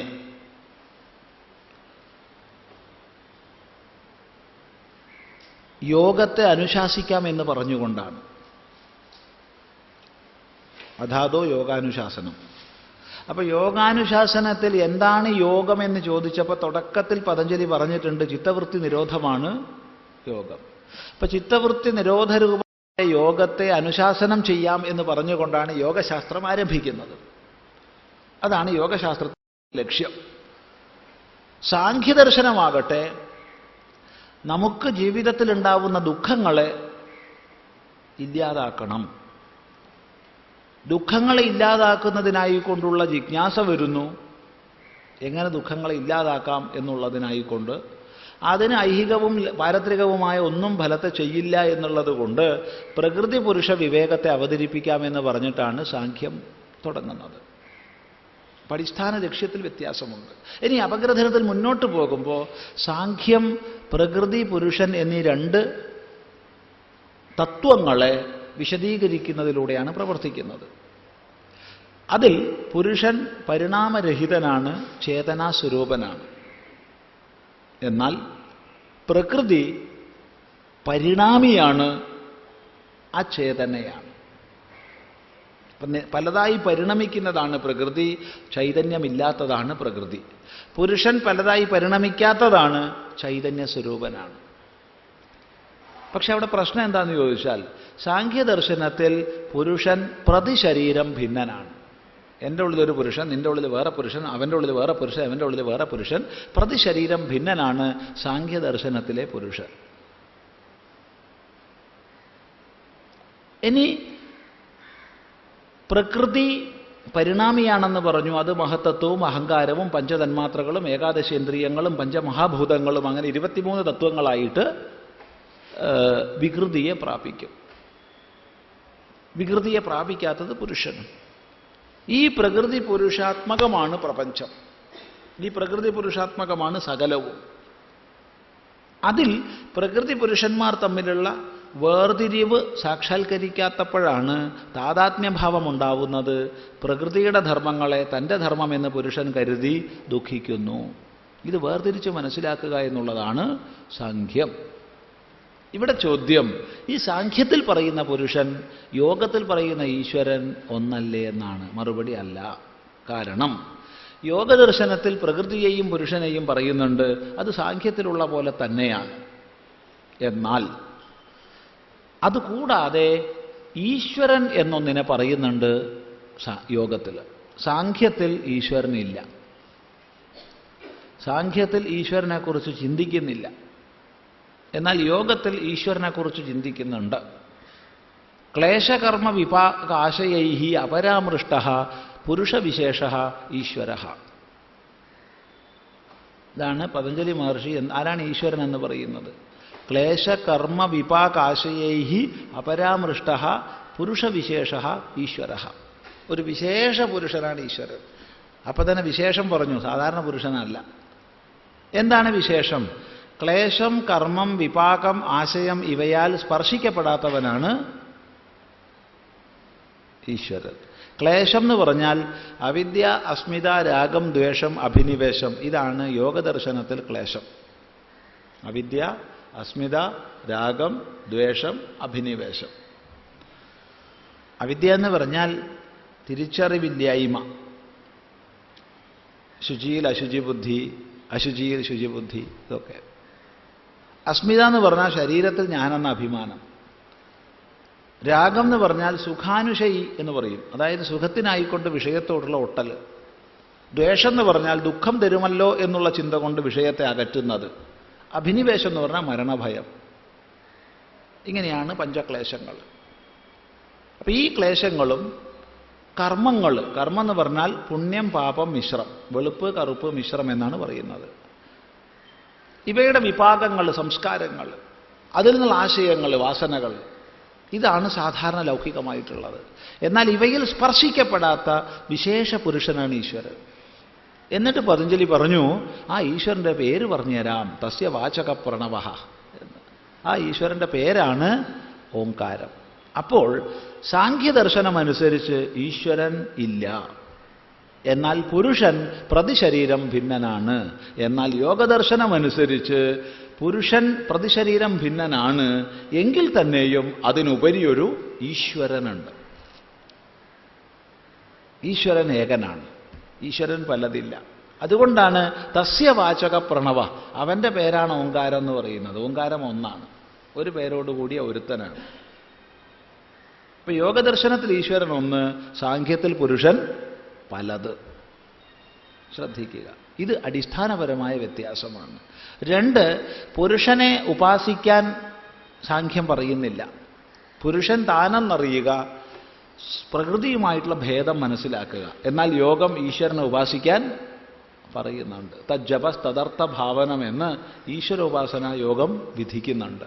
അതുകൊണ്ട് യോഗത്തിലെ ഈശ്വരനും സാഖ്യത്തിലെ പുരുഷനും തീർത്തും ഭിന്നരാണെന്നുള്ളതാണ് മനസ്സിലാക്കേണ്ടത്. ബാക്കി ദർശനങ്ങൾ വിശദമായി പഠിക്കുക എന്ന് മാത്രം പറയുന്നു. സന്തോഷം. ഓം ഗുരുർബ്രഹ്മ ഗുരുർവിഷ്ണു ഗുരുർദേവോ മഹേശ്വരഃ ഗുരുസാക്ഷാത് പരം ബ്രഹ്മ തസ്മൈ ശ്രീ ഗുരവേ നമഃ. ഓം